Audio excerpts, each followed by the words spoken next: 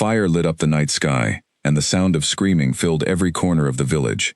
Mira ran through the smoke with her small bare feet slapping against the cold stone path, her lungs burning, her eyes streaming with tears that had nothing to do with the smoke. Behind her, the house she had lived in her whole life was nothing but burning wood and falling ash. Her mother was gone. She had seen it happen. She did not want to remember it, but her mind kept showing her the same picture again and again. She did not know where to go. Everyone around her was running in different directions, shouting names, pulling children by the arm, falling over broken carts and pieces of burning roofs. Mira stopped near a well at the center of the square, shaking, unsure if she should hide or keep running. That was when she saw him. He stood taller than any man she had ever seen, dressed in armor that reflected the orange light of the fire around him. His eyes were sharp, cutting through the chaos like he was searching for something specific, some kind of order in all the disorder. Soldiers moved around him, following his commands, carrying wounded people toward the edge of the village where wagons waited. This man was clearly in charge. This man was the one everyone listened to. Mira did not know his name. She did not know he was the Alpha King of the Northern Pax, ruler of lands that stretched far beyond anything she could imagine. All she knew was that he looked like the only steady thing in a world that had suddenly become unstable and terrifying. She ran to him without thinking. Her small hand shot out and grabbed his fingers before he could pull away in surprise. He turned, looking down at her, this tiny girl covered in soot and tears, gripping his hand like it was the only rope keeping her from falling into darkness. "Please," she said, her voice cracking. "Don't let go of my hand." For a moment, King Kale said nothing. Around him, his men were shouting reports, telling him which streets were clear and which were still burning, telling him how many enemy fighters had already fled into the forest after their surprise attack. There was no time to stop for a lost child. There was a war happening, right here, right now, and every second mattered. But something about the way she looked at him made him pause. Her eyes were the eyes of someone who had already lost everything that mattered. And yet she was still asking, still hoping, still reaching for something to hold on to. Kale had seen many things in his years of leading his people through conflict, but he had never been asked so simply, so directly, for something as small as this. He knelt down slightly, keeping her hand in his firm grip. "What is your name?" he asked. "Mira," she whispered. "Mira," he repeated, testing the sound of it. "I am not going to let go." He lifted her onto his shoulder in one smooth motion, the same way he might carry a wounded soldier from the field, and turned back toward his men. "Clear the eastern path," he ordered. "We move to the camp beyond the river, before the second wave arrives." His soldiers exchanged glances but did not question him. They had followed King Kale through worse nights than this one, through battles that had tested every ounce of courage they had, and if their king wanted to carry a small girl through the chaos himself, then that was what would happen.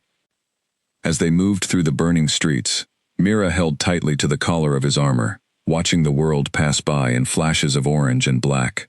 She saw broken carts, abandoned homes, the shapes of people running toward safety. She did not look back at the house where her mother had been. She could not make herself look back. Kale moved quickly but carefully, stepping over fallen debris, ducking under a collapsing beam that fell just behind them, with a crash that made Mira flinch and grip him even tighter. He felt her small body shaking against his shoulder, and something in his chest tightened, a feeling he did not have time to examine. "You are safe now," he said, though he was not entirely sure that was true yet. The enemy pack that had launched this surprise raid was still somewhere nearby, and there was no telling if more attackers were waiting in the shadows beyond the village walls.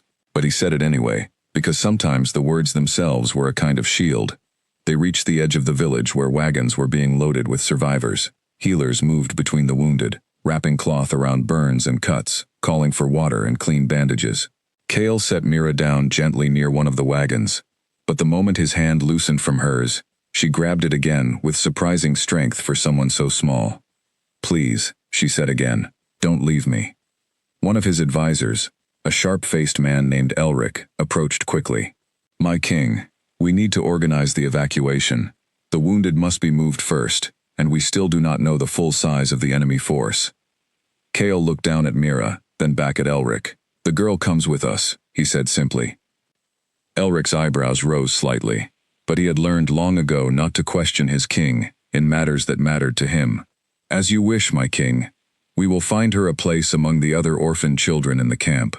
No, Kale said, his voice firm. She stays close. I will decide what happens to her once we are past this night. There was something in his tone that made Elric pause, but he simply nodded and moved on to the next task, calling out orders to the soldiers nearby. Kale crouched down again, this time meeting Mira at eye level. Listen to me, he said gently. Tonight is going to be difficult. There will be more fighting before it is finished, but I promise you, I will keep you close, and I will keep you safe. Can you be brave for me? Mira nodded slowly, wiping at her face with her free hand, smearing soot across her cheek. I can be brave, she said, though her voice still trembled. Good, Kale said. Then let us go. They moved through the rest of the evacuation together, Kale's hand never far from hers, even as he directed his soldiers, checked on the wounded, and scanned the tree line for any sign of returning enemies. The night stretched on with the sound of distant shouting and the crackle of dying fires, but slowly, the village began to empty, its remaining people loaded onto wagons and carts, moving toward the safety of the war camp beyond the river. By the time the first light of dawn began to creep over the horizon, the immediate danger had passed. The enemy pack, whoever they were, had not returned for a second attack, at least not yet. Kale stood at the edge of the camp, watching as his people settled into temporary shelters, counting the cost of the night in his mind. Homes lost, lives lost, questions that needed answers. Mira sat nearby on an overturned crate, wrapped in a blanket one of the healers had given her, watching him with tired eyes. She had not let go of the edge of his cloak the entire time, even as exhaustion finally began to pull at her small body. Captain Rowan, one of Kale's most trusted soldiers, approached with a grim expression. My king, we have counted the losses. It is worse than we first thought. Tell me, Kale said. Rowan hesitated, glancing briefly at Mira, before continuing. The attack came from the southern woods, faster than any scout reported seeing them. It is almost as if they knew exactly which paths to take, exactly where our watch points were weakest. Kale's jaw tightened. You think this was more than a raid? I think, Rowan said carefully, that someone gave them information they should not have had. The words hung in the air between them, heavy with implication. A surprise attack was one thing. A surprise attack that moved with precise knowledge of their defenses was something else entirely, something far more dangerous. Kale looked over at Mira, who had finally drifted into an exhausted sleep on the crate, her small hand still curled loosely around the fabric of his cloak, even in her unconscious state. Whatever answers existed about this attack, whatever betrayal might be hiding among his own people, he would find them. But for now, in this quiet moment before the camp fully woke to face the new day, he allowed himself a single breath of stillness. He gently lifted Mira into his arms, careful not to wake her, and carried her toward the healer's tent where she could rest properly. As he walked, Rowan fell into step beside him.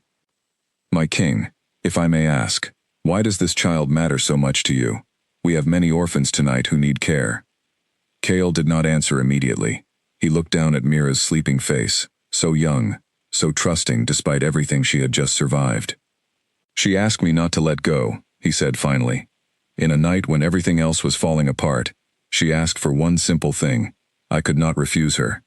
Rowan said nothing more, though his expression suggested he understood there was something deeper in his king's response than he was letting on. They reached the healer's tent, and Kale laid Mira down carefully on a cot, pulling the blanket up around her shoulders. Outside the tent, dawn had fully broken, painting the sky in shades of orange and pink that almost mirrored the fires from the night before. But this light brought no destruction with it, only the promise of a new day, and with it, new questions that would need answers. Kale stepped outside and looked out over his camp, filled with survivors, refugees, and soldiers preparing for whatever might come next. Somewhere out there, an enemy had struck with knowledge they should not have possessed. Somewhere in his own ranks, there might be someone who had given that knowledge away. And somewhere inside that healer's tent, a small girl slept peacefully for the first time since the fires had taken everything from her, trusting that the king who carried her through the flames would keep his promise. He intended to keep it, no matter what challenges lay ahead. This was only the beginning of a war that would test him in ways he could not yet imagine, and somehow, without either of them fully understanding it yet, Mira had already become a part of that fight.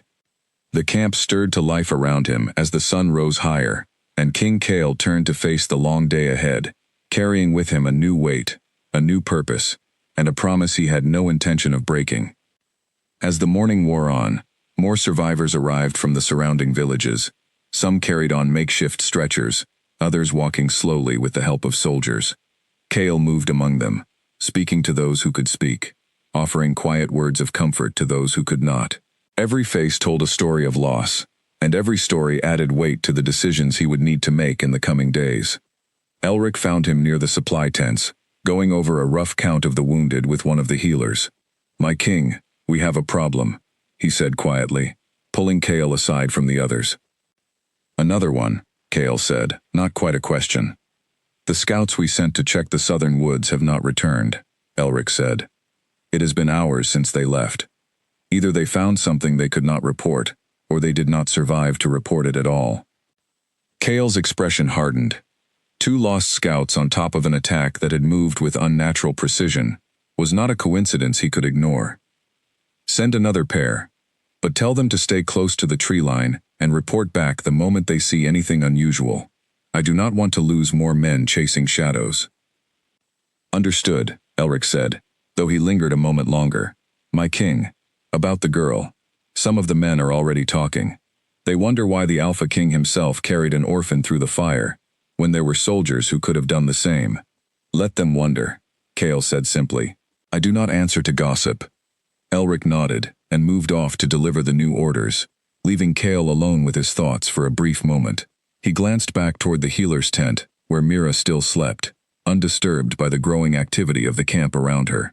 There was something about the simplicity of her request that had cut through every complicated instinct he had built up over years of leadership. She had not asked him to save the village, or to win the war, or to punish those responsible for the attack. She had only asked him not to let go. By midday, the camp had settled into a tense rhythm, soldiers patrolling the perimeter, healers tending to the wounded, and refugees slowly beginning to organize themselves into makeshift shelters. Kale called a meeting with his senior commanders, including Rowan and Elric, inside the largest tent at the center of the camp. "We need answers," Kale said, standing over a rough map of the region spread across a wooden table. "How did the enemy know our patrol routes? How did they strike with such speed and precision? I will not accept that this was simple luck on their part."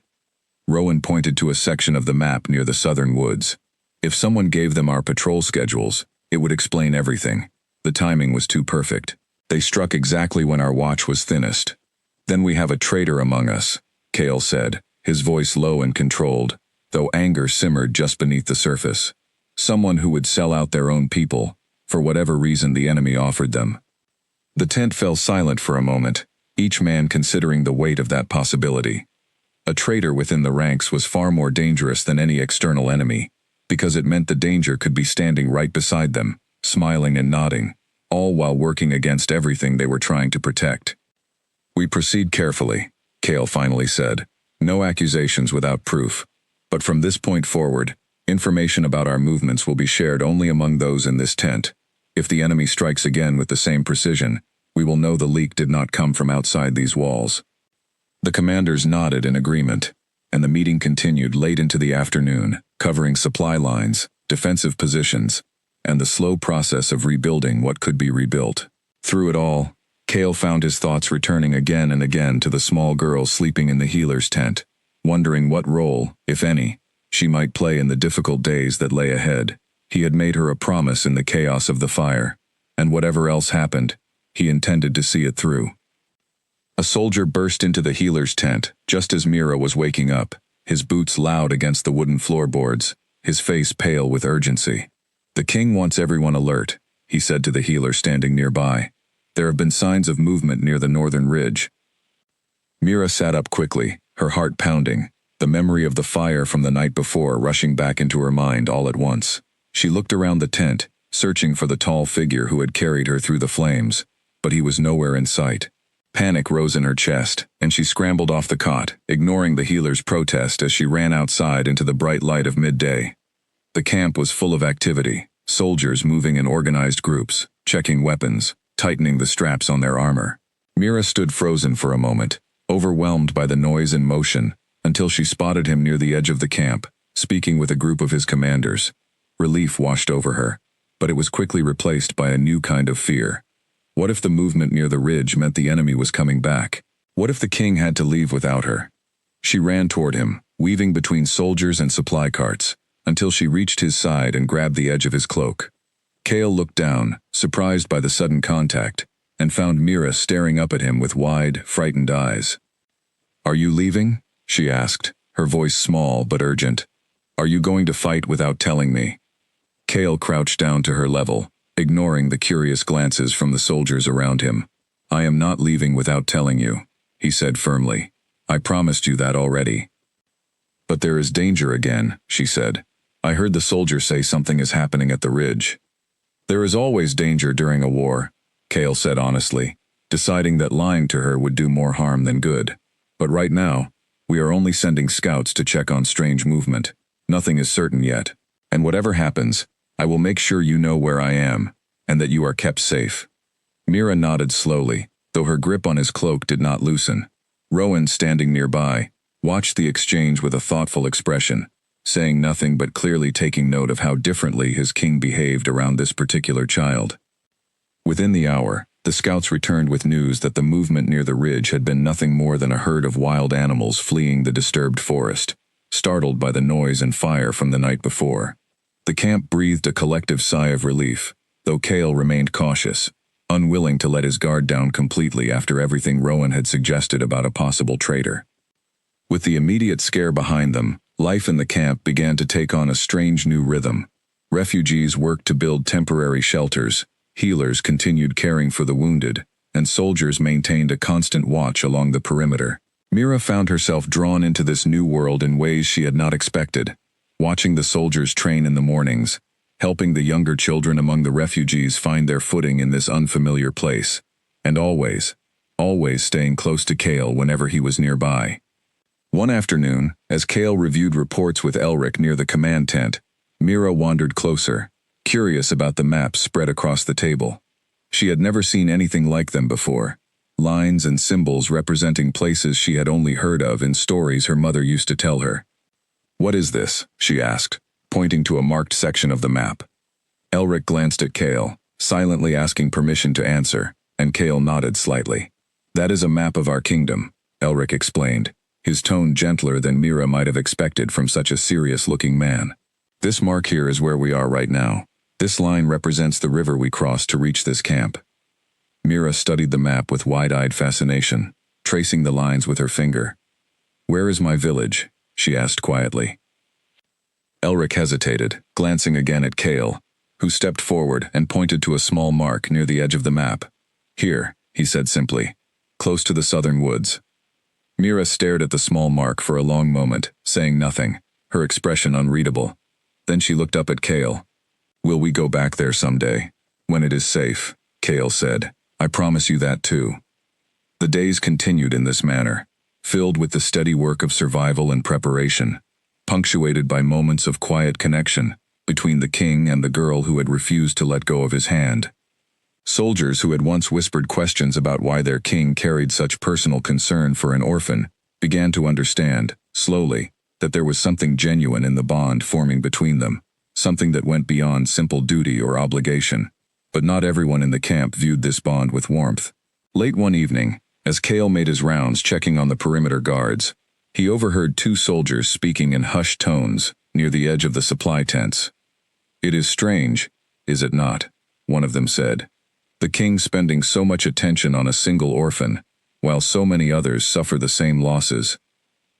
"Strange indeed," the other replied. "Some say it is a weakness. A king should not be so easily moved by a child's tears, not when there is a war to win." Kale paused, just out of sight, listening to the exchange with a controlled expression. He understood that not everyone would agree with his choices, and he had faced criticism before, for decisions that seemed unconventional to those around him. But hearing his connection to Mira described as a weakness struck something deeper than he expected. He stepped forward, revealing himself to the two soldiers, who immediately straightened and offered quick, nervous greetings. "A king who forgets the value of a single life," Kale said calmly, "is a king who has already lost sight of what he is fighting to protect. Remember that, both of you." The soldiers nodded quickly, clearly embarrassed at being overheard, and Cale continued on his rounds without another word, though the exchange stayed with him longer than he expected. That night, as the camp settled into an uneasy quiet, Mira found herself unable to sleep. She slipped out of the healer's tent, wrapping a blanket around her shoulders against the cool night air, and wandered toward the edge of the camp where a small fire still burned low. She found Cale sitting there alone, staring into the flames with a distant expression. She approached quietly and sat down beside him without a word, and for a long moment, neither of them spoke. Finally, Mira broke the silence. "Do you miss your home too?" she asked softly. Cale looked at her, surprised by the question. "I have not thought of it that way," he admitted. "But yes, I suppose I do." "What was it like?" she asked. "Before the war?" Cale considered the question carefully, his eyes returning to the fire. "It was quieter," he said. "There was less fear in the air. My people worked their fields, raised their families, and lived their lives without looking over their shoulders every hour of the day." "Do you think it will be like that again?" Mira asked. "I hope so," Cale said. "That is what I am fighting for.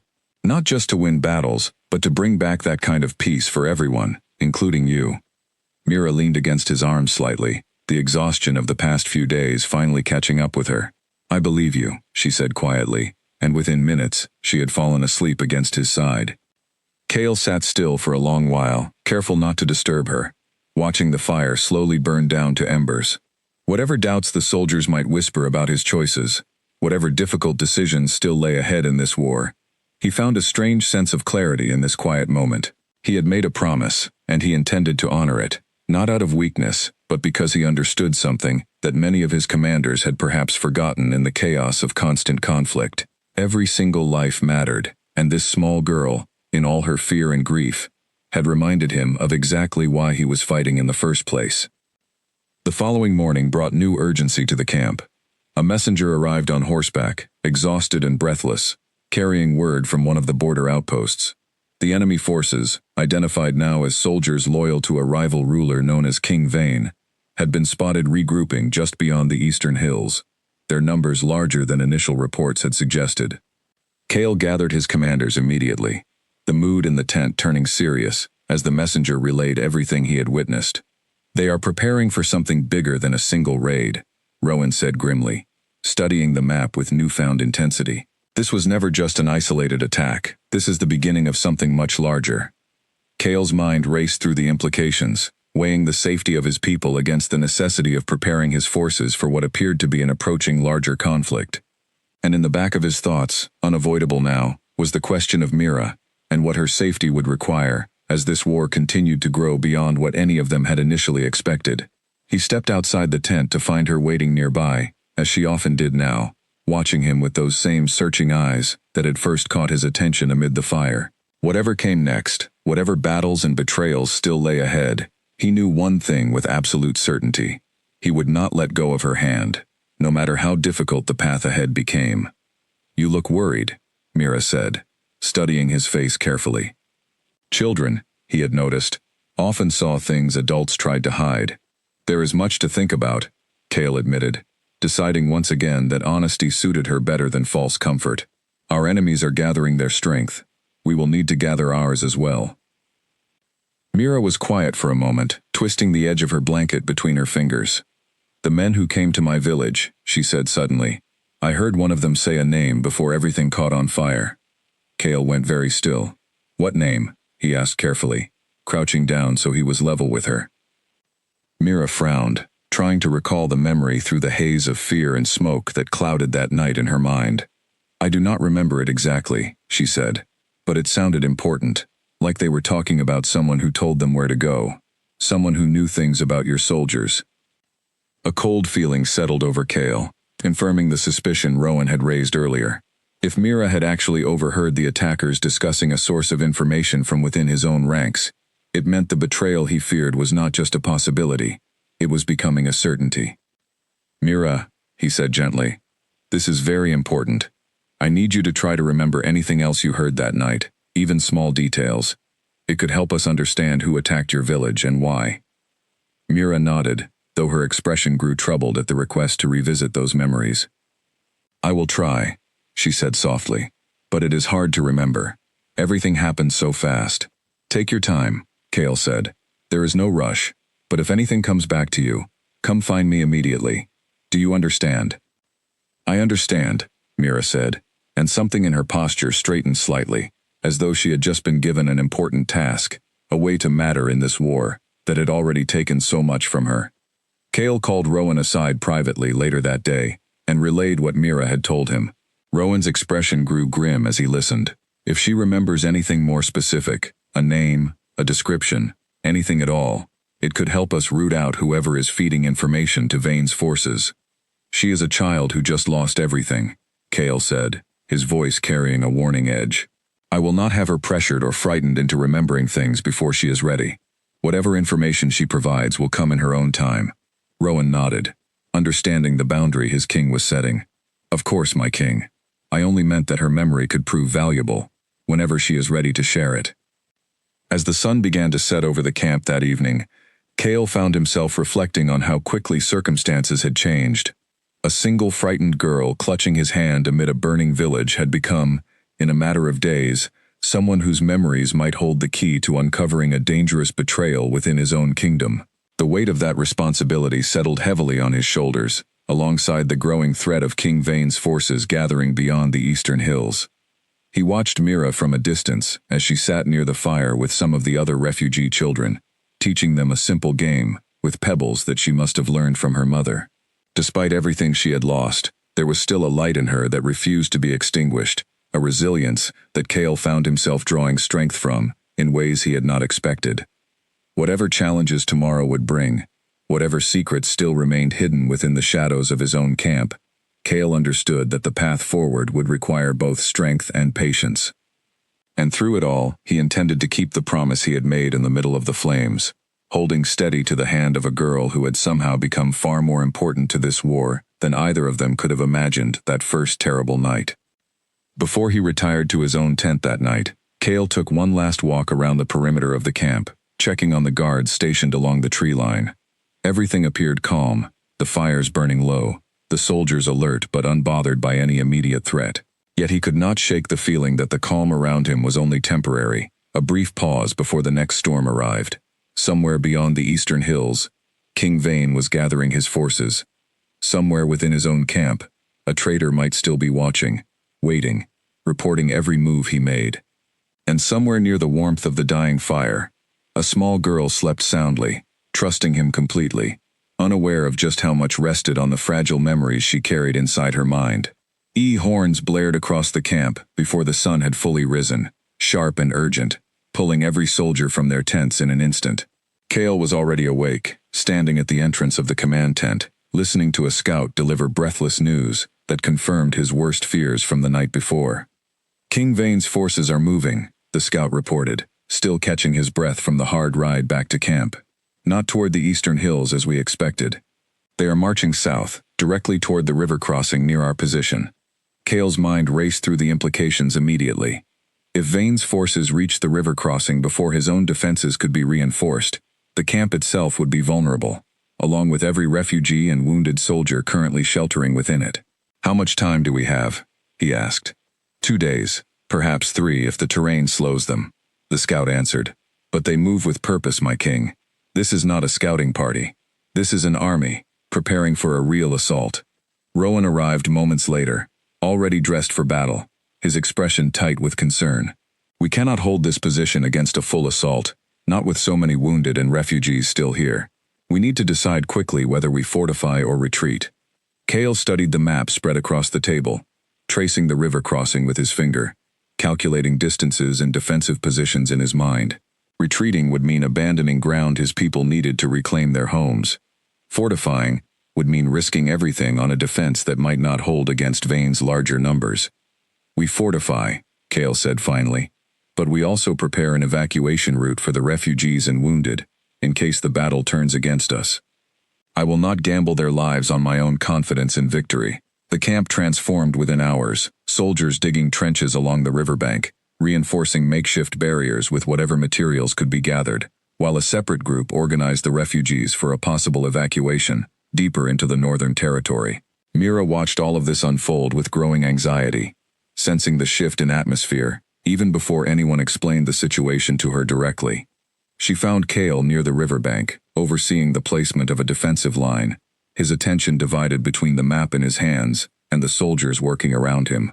She waited patiently until he had a moment to notice her, unwilling to interrupt something that clearly required his full focus. "Are they coming here?" she finally asked when he glanced her way. Kale considered lying to spare her the fear, but he had already decided that honesty served her better. "Yes," he said. "An enemy army is marching toward this camp. We are preparing to defend it." Mira's face paled slightly, but she did not cry or panic as he might have expected. Instead, she straightened her shoulders in a way that reminded him, briefly, of the soldiers around her. "What can I do to help?" she asked. The question caught Kale off guard. He knelt down to meet her eyes properly. "Right now, the most helpful thing you can do is stay close to the healers and follow their instructions if we need to evacuate quickly. Can you do that for me?"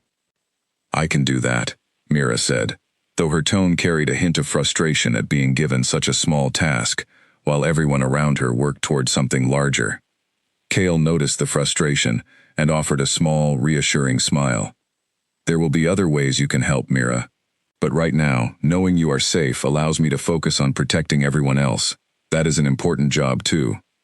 Mira seemed to accept this explanation, though she lingered nearby for a while longer before finally making her way toward the healer's station, where she began helping organize bandages and supplies alongside the other children who had been given similar tasks.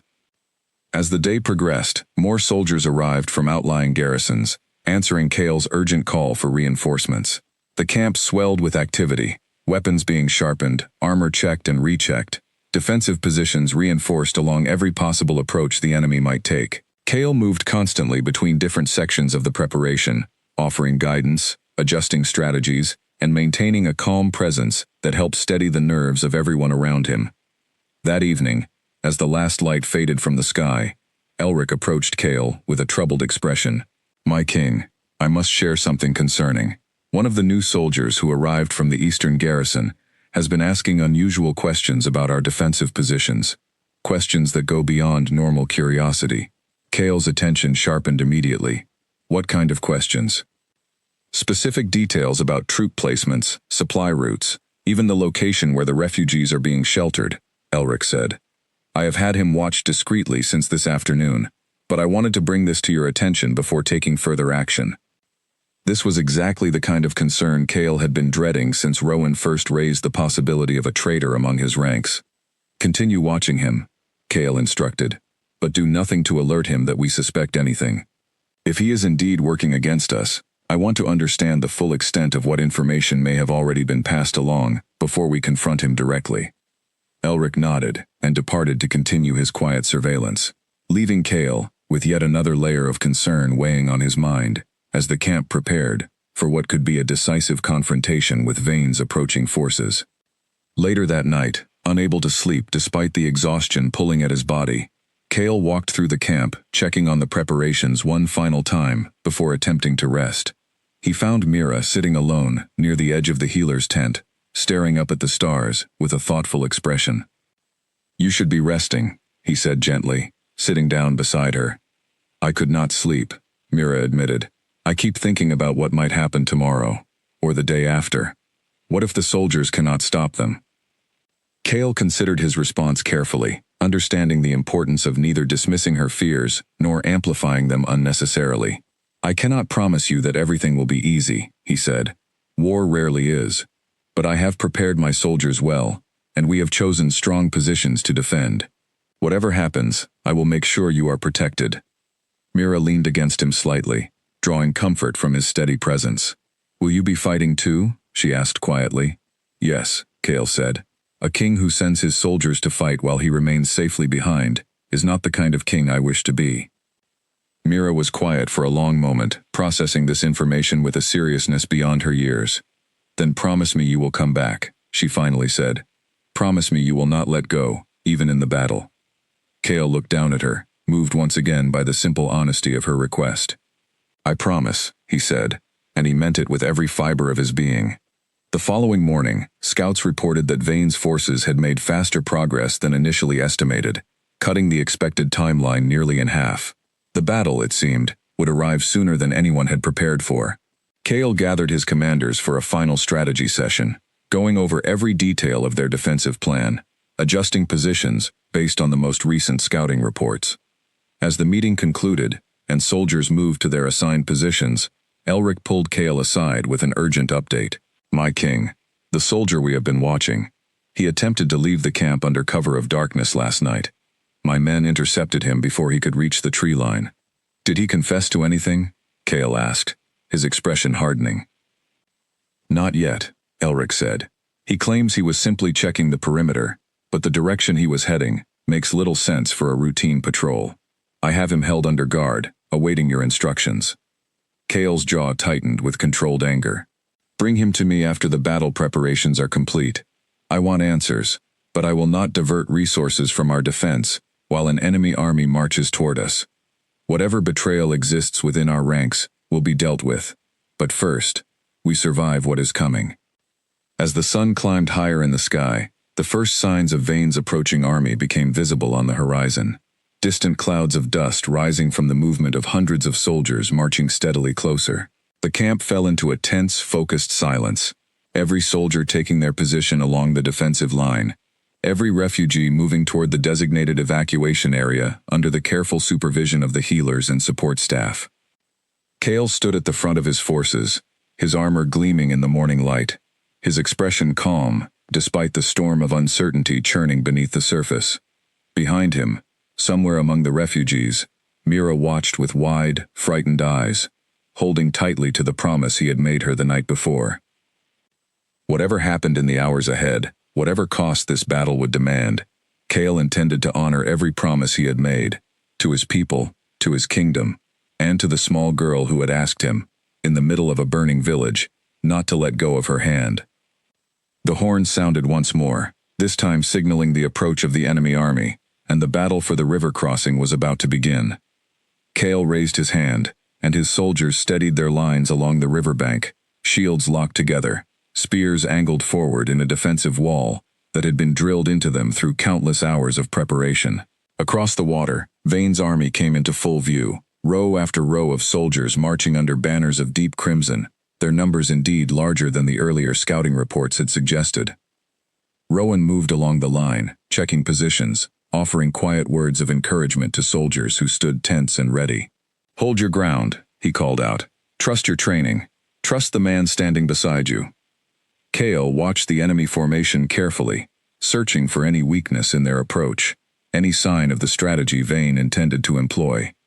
The river itself provided a natural barrier, forcing the enemy to cross at limited points, funneling their numbers into narrower channels, where Kale's defensive positions could hold the advantage despite being outnumbered.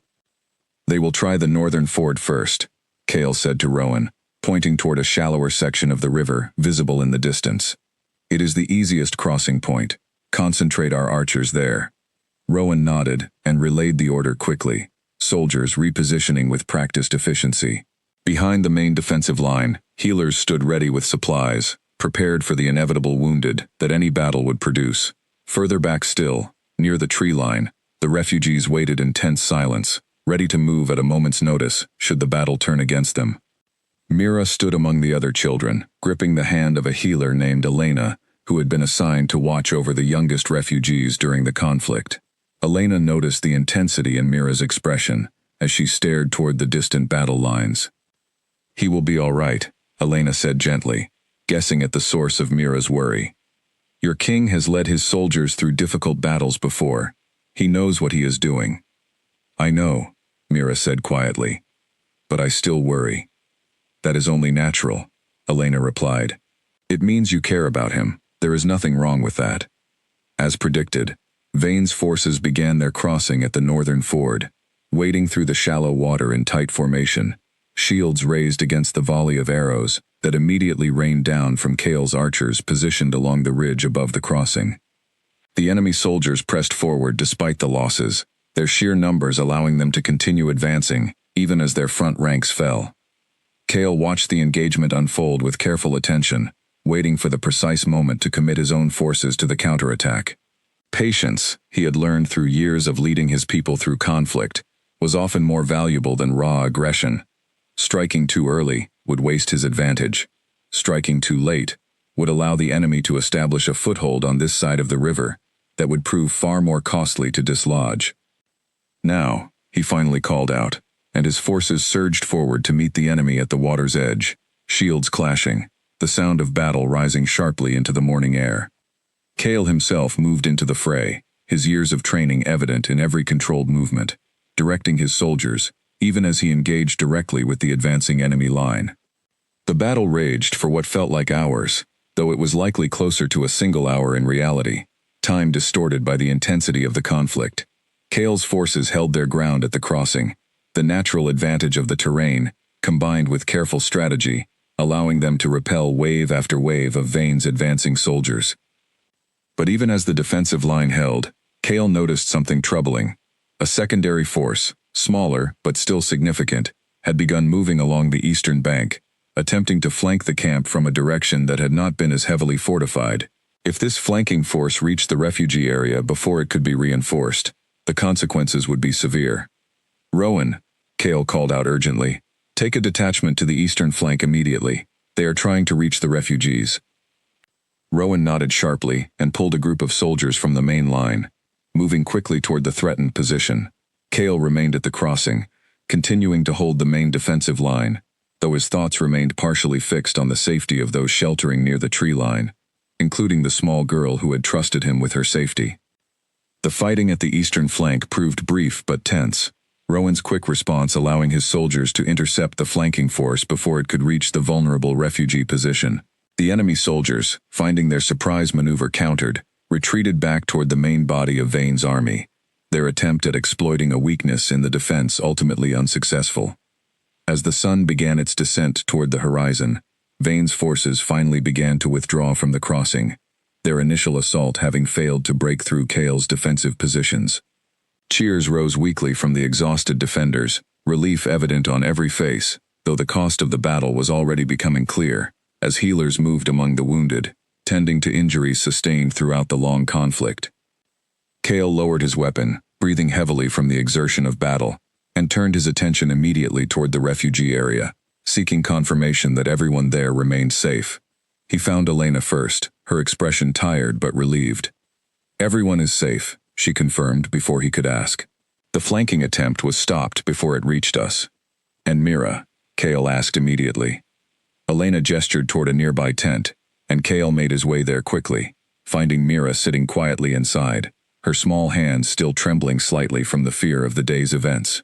The moment she saw him, relief flooded her expression, and she rushed forward, wrapping her arms around him, despite the dirt and exhaustion evident on his armor. "You came back," she said, her voice muffled against his chest. "I promised you I would," Cale said, kneeling down to properly return her embrace. "And I intend to keep every promise I make to you." The battle at the river crossing had been won, but Cale understood, even in this moment of relief, that this was only the first confrontation in what would likely become a much longer and more difficult conflict. Vane's forces had retreated, but they had not been destroyed, and the traitor still held within his own camp remained a threat that needed to be addressed. Tomorrow would bring new challenges, but for tonight, he allowed himself the simple comfort of knowing that the promise he had made to a small girl, amid a burning village, remained intact, unbroken, despite everything the day had demanded of him. The prisoner sat bound to a wooden post inside a guarded tent, his head lowered, refusing to meet the eyes of the soldiers standing watch over him. Cale entered without ceremony, his expression carrying the weight of a long and difficult day, his patience already tested by the battle that had consumed the previous hours. "Tell me your name," Cale said, standing directly in front of the bound soldier. The man lifted his head slowly, defiance flickering behind his eyes despite his restrained position. "Garrett," he finally said, "though I doubt that matters much to you now." "It matters," Cale said. "Everything about you matters right now. Tell me why you were attempting to leave this camp under cover of darkness." Garrett said nothing, his jaw tightening, clearly calculating how much information he was willing to reveal. Elric, standing near the tent entrance, stepped forward with a folded piece of parchment in his hand. "We found this hidden among his belongings," he said, handing it to Cale. Cale unfolded the parchment carefully, his expression darkening as he read through the contents. It contained detailed notes about troop positions, supply routes, and defensive weaknesses, information that could only have been gathered by someone with close access to the camp's operations. "This confirms everything," Cale said quietly, more to himself than to anyone else in the tent. He looked back at Garrett with cold fury barely contained beneath his controlled exterior. "You gave this information to Vane's forces. This is how they knew our patrol routes during the raid on Mira's village." At the mention of the village, something shifted in Garrett's expression. A flicker of something that might have been guilt, quickly suppressed. "I did what I had to do," he finally said. "Vane offered payment that no ordinary soldier could refuse. I never intended for so many to die." "Intentions matter little to those who lost everything," Cale said, his voice hard as stone. "A child lost her mother. An entire village was destroyed, and you sold that information for coin." Garrett remained silent, offering no further defense, and Cale turned away, unable to continue the conversation without allowing his anger to overtake his judgment. He addressed Elric instead. "Keep him under guard. I want to know everything he shared with Vane's forces, every detail, no matter how small it might seem." "And after that?" Elric asked carefully. "After that," Cale said, "he will face justice according to our laws. But first, we extract every piece of information that might help us understand what Vane already knows about our defenses." Cale left the tent with a heavy heart, the confirmation of betrayal settling over him like a physical weight. He had suspected this possibility since Rowan first raised concerns after the initial attack, but confirming it, seeing the proof laid out in Garrett's own careless notes, brought a different kind of anger than he had anticipated. He found Mira waiting near the healer's tent, her expression curious despite the exhaustion still evident from the day's battle. "Did you find who helped the bad soldiers?" she asked, her directness catching him slightly off guard. Cale considered how much to share with her, ultimately deciding that partial honesty served her better than complete secrecy. "We found someone who shared information with our enemies," he said. "He has been captured and will face consequences for his actions." Mira absorbed this information with a thoughtful expression. "Is it the reason my village burned?" "It played a part," Cale admitted gently. "I am sorry, Mira. If I had discovered this sooner, perhaps your village could have been better protected." Mira was quiet for a long moment, processing this information with a seriousness that seemed to age her beyond her years. "It is not your fault," she finally said. "You did not know." Her simple forgiveness struck Cale more deeply than he expected, a reminder of the resilience and grace this small girl carried, despite everything she had endured. He knelt down to meet her eyes properly. "Thank you for saying that," he said. "But I promise you, I will work to ensure no other village suffers the same fate because of hidden betrayal within our ranks." Over the following days, information extracted from Garrett's confession revealed the full extent of what he had shared with Vane's forces, painting a troubling picture of vulnerabilities that Cale's commanders worked quickly to address. Patrol routes were altered, supply lines secured with additional protection, and a renewed vetting process was established for any soldiers joining the camp from outlying garrisons. Despite these necessary precautions, the atmosphere within the camp had shifted noticeably. Soldiers who had once trusted their fellow fighters without question now regarded new arrivals with cautious scrutiny, and whispers of suspicion occasionally rippled through conversations among the ranks. Cale understood this shift as an unfortunate but necessary consequence of the betrayal they had uncovered, though he worked diligently to prevent the suspicion from curdling into destructive paranoia among his people. One afternoon, as Cale reviewed updated defensive plans with his commanders, a young soldier approached with a message that immediately drew his full attention. "My king, scouts report unusual activity near the eastern border. It appears Vane may be regrouping for another assault, though their exact intentions remain unclear." "How soon?" Cale asked. "Difficult to say with certainty," the soldier replied. "Perhaps within the week, based on the pace of their preparations." Cale dismissed the soldier and turned back to his commanders, weighing this new information against everything they had learned from Garrett's confession. "If Vane knows we have discovered his source within our camp, he may adjust his strategy entirely," Cale said. "We cannot assume the same tactics will work against us twice." Rowan nodded in agreement. "We should consider reaching out to neighboring territories for potential alliances.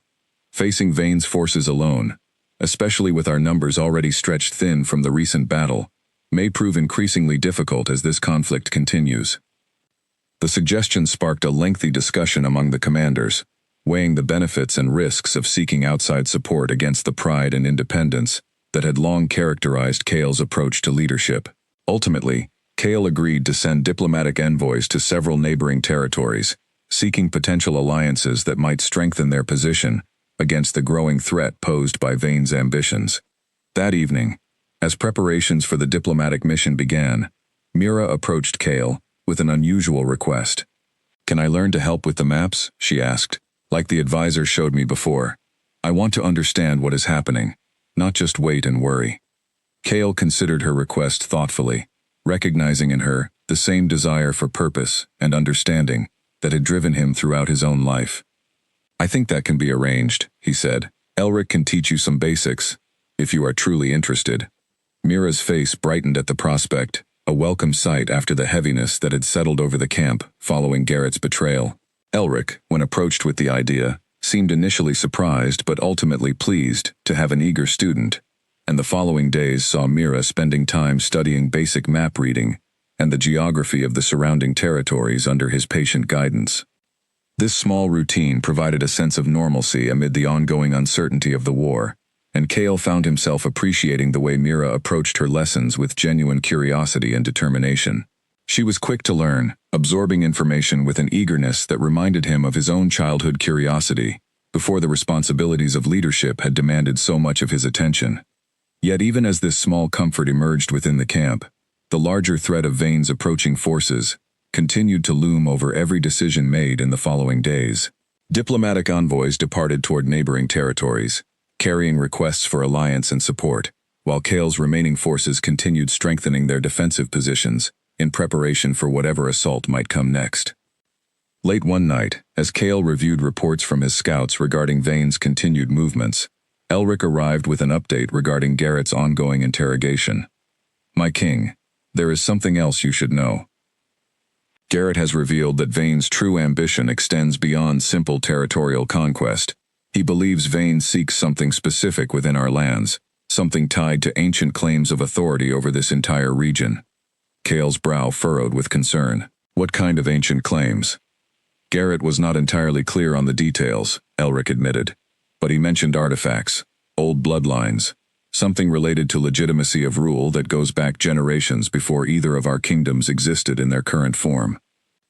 This new information added another layer of complexity to an already difficult conflict, suggesting that Vane's motivations ran deeper than simple ambition or greed. Cale made a mental note to investigate this claim further, understanding that fully comprehending his enemy's true goals would prove essential in developing an effective long-term strategy against him. As the night wore on and Cale finally retired to his own tent, his thoughts remained occupied by the many threads of this growing conflict, the betrayal within his own ranks, the mysterious ambitions driving Vane's aggression, and the small girl whose presence had become an unexpected source of clarity and purpose amid the chaos surrounding him.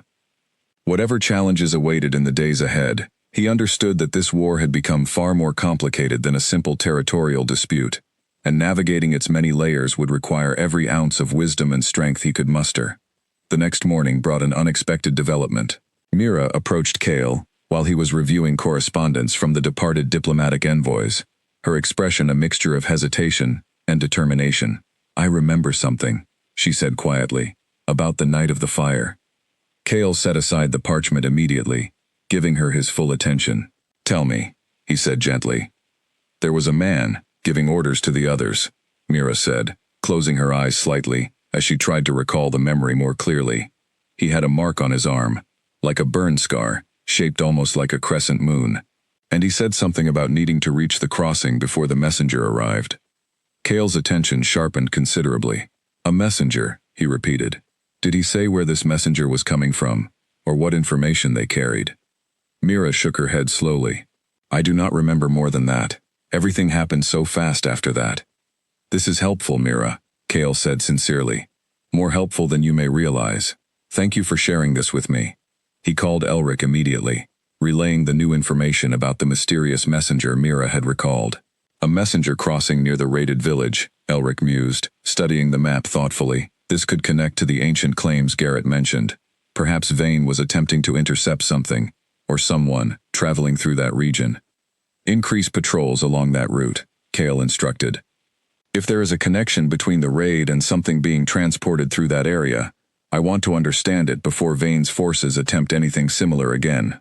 Over the following days, patrols reported nothing unusual along the suspected route, though the mystery of the messenger Mira remembered continued to weigh on Cale's mind. He requested that Elric research any historical records that might explain what Vane could have been seeking near her village, hoping to uncover a connection that would clarify the true motivations behind this expanding conflict. Meanwhile, word arrived from one of the diplomatic envoys sent to neighboring territories. Lord Aldrich of the Western Provinces had expressed cautious interest in forming an alliance, though he requested a formal meeting to discuss the terms directly with Cale before committing his own forces to the conflict. This news brought a small measure of relief, suggesting that Cale's kingdom would not need to face Vane's ambitions entirely alone. We should proceed carefully with any potential alliance, Rowan advised during a strategy meeting later that week. Lord Aldrich has shifted loyalties before when it suited his interests. We cannot assume his support will remain steady if the conflict turns difficult. Agreed, Cale said, but we need every advantage we can secure, given what we now understand about Vane's ambitions. I will meet with Lord Aldrich personally to negotiate terms that protect our interests, regardless of how the alliance develops. As preparations began for this important diplomatic meeting, the camp continued its steady rhythm of rebuilding and reinforcement, refugees slowly finding their footing in this temporary home, soldiers maintaining constant vigilance against the possibility of another surprise assault. Mira's lessons with Elric continued alongside these preparations, her understanding of the region's geography and the unfolding political situation growing steadily with each passing day. One evening, as Cale prepared for his upcoming journey to meet with Lord Aldrich, Mira approached him with a worried expression. "Are you leaving the camp?" she asked. "Only for a short time," Cale assured her. "I need to meet with a potential ally who could help us against Vane's forces. I will return within a week." Mira's expression tightened with concern. "What if something happens while you are away?" "Rowan will remain here to protect the camp," Cale said, "and I promise you, I will return as quickly as possible. This alliance could make a significant difference in how this war unfolds." Though her worry did not fully disappear, Mira nodded with the same quiet resilience she had shown throughout the difficult weeks since the fire had first brought them together. "I will be here when you return," she said simply, and Cale found himself grateful, once again, for the steady strength this small girl continued to demonstrate, despite everything she had endured. As the day of his departure arrived, Cale took a moment to speak with Mira privately, before setting out on the journey. "While I am away, continue your lessons with Elric, and stay close to Rowan and the healers. I trust them to keep you safe." "I trust you too," Mira said. "That is why I know you will come back." Her simple faith in him carried a weight that Cale felt deeply, as he mounted his horse and set out with a small escort toward the western provinces, leaving behind a camp that had, in a relatively short time, become something resembling a fragile but genuine community, bound together by shared hardship and the promises they continued to make to one another amid the uncertainty of war. 3 days into the journey toward Lord Aldrich's territory, Cale's small escort came upon a narrow mountain pass that offered no alternative route around it. Captain Rowan had warned him before departure that this particular path carried risks, as its narrow walls made it an ideal location for an ambush, but the alternative routes would have added nearly 2 additional days to an already urgent journey. Cale proceeded cautiously, his instincts sharpened by years of navigating dangerous territories during ongoing conflicts. The soldiers accompanying him remained alert, weapons ready, eyes scanning the rocky outcroppings above the pass for any sign of movement that might indicate a threat. Halfway through the pass, a soldier at the rear of the group called out a warning. Movement had been spotted along the ridge above them, figures that had not been visible when they first entered the narrow passage. Cale's hand moved instinctively to his weapon as he assessed the situation, calculating whether this represented a genuine threat or simply travelers using the same difficult terrain. "Hold position," Cale commanded, his voice calm, despite the tension rippling through his small group. "Do not engage, unless directly threatened."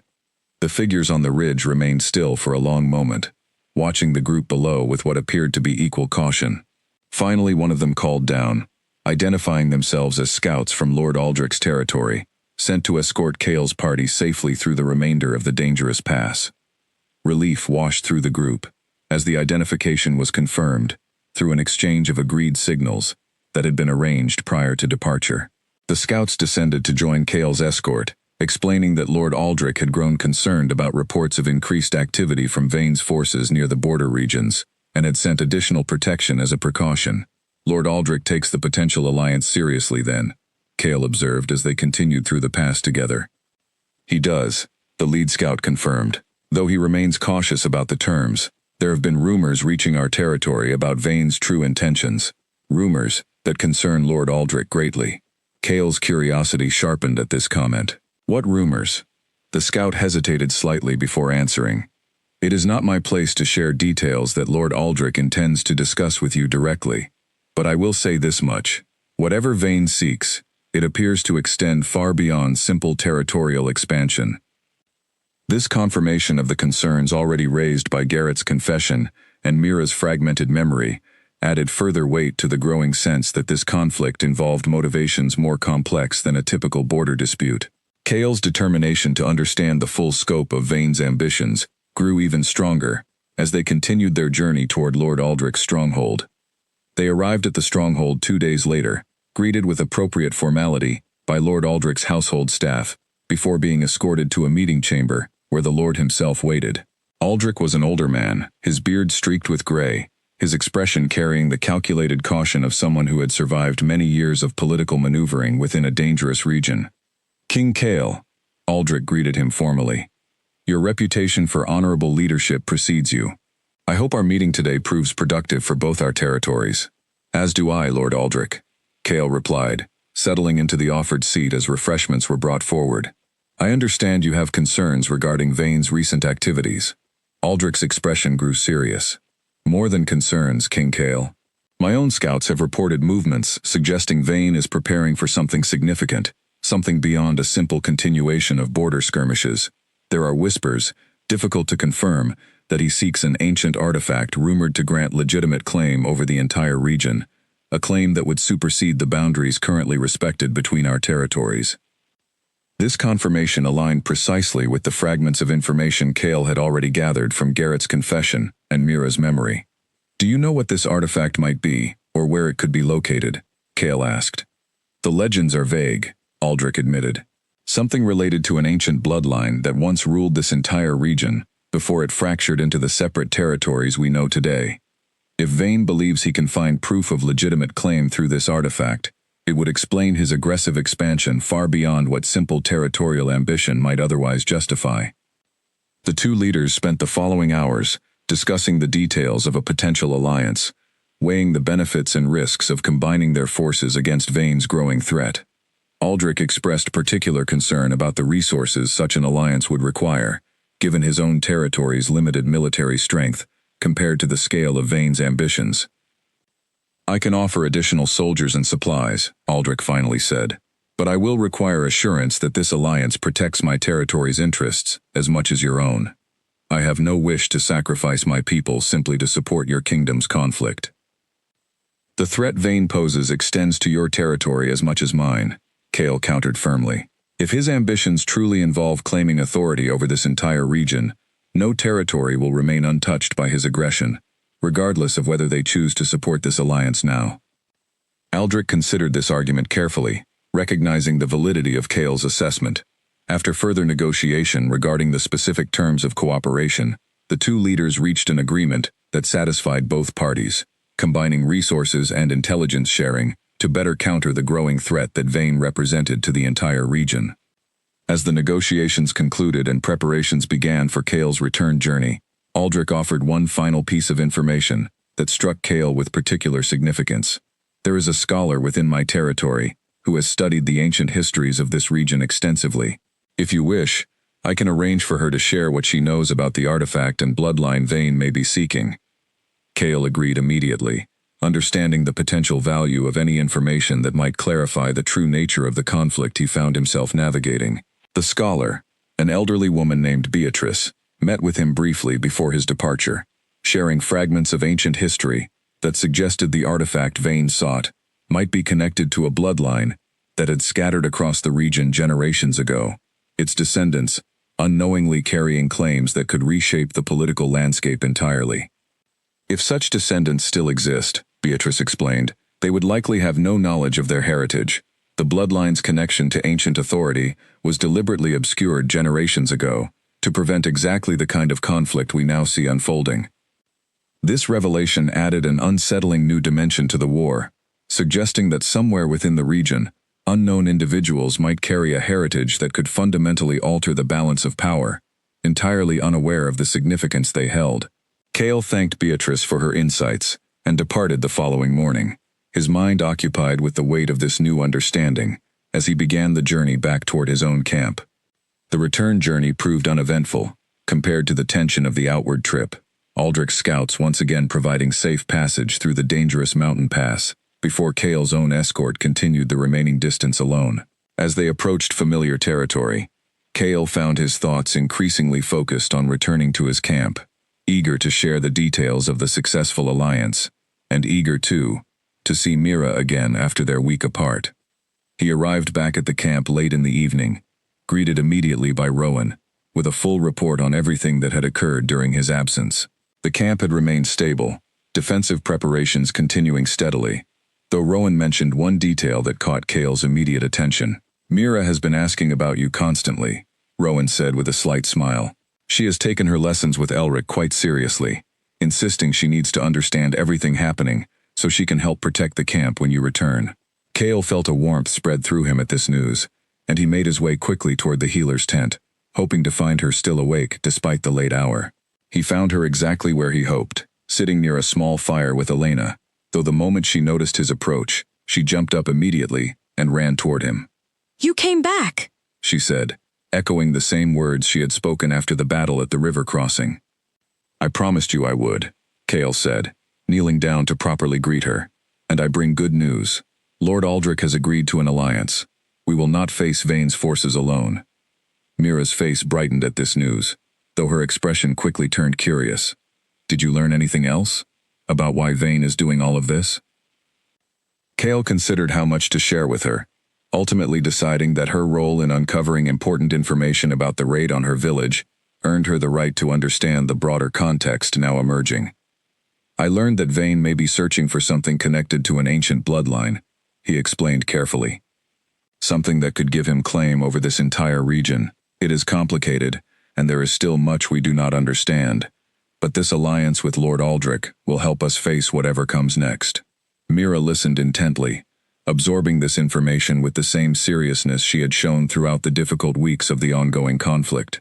As they sat together near the fire, Cale found himself once again grateful for this fragile stability they had built amid the chaos of war, though he understood, with growing certainty, that the true scope of this conflict extended far beyond what any of them had initially imagined when the fires first consumed Mira's village.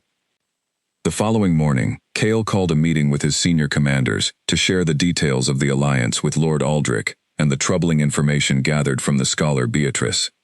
Elric listened carefully, his analytical mind immediately working through the implications.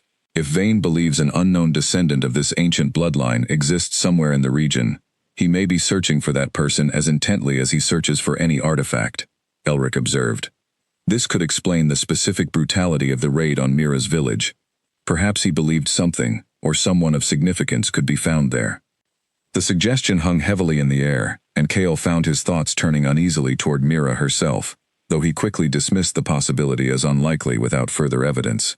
Still, the mere suggestion that villages might be targeted based on suspected connections to this ancient claim added a troubling new dimension to understanding Vane's strategy.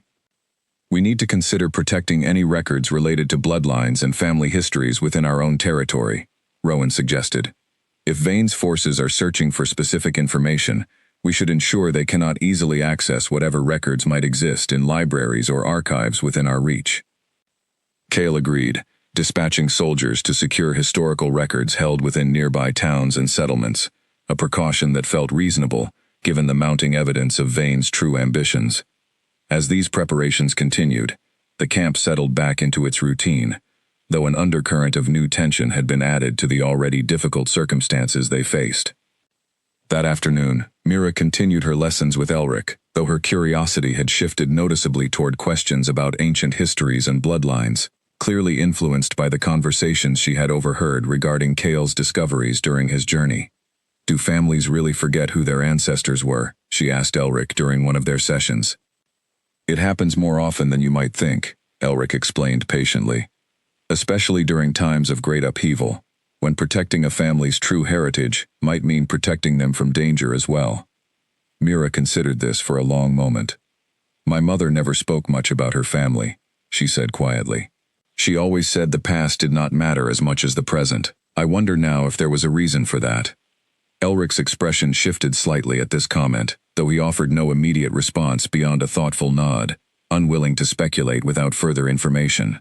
He made a mental note, however, to mention this small detail to Kale later, understanding that even seemingly minor observations might hold unexpected significance, given the current circumstances surrounding their investigation into Vane's motivations.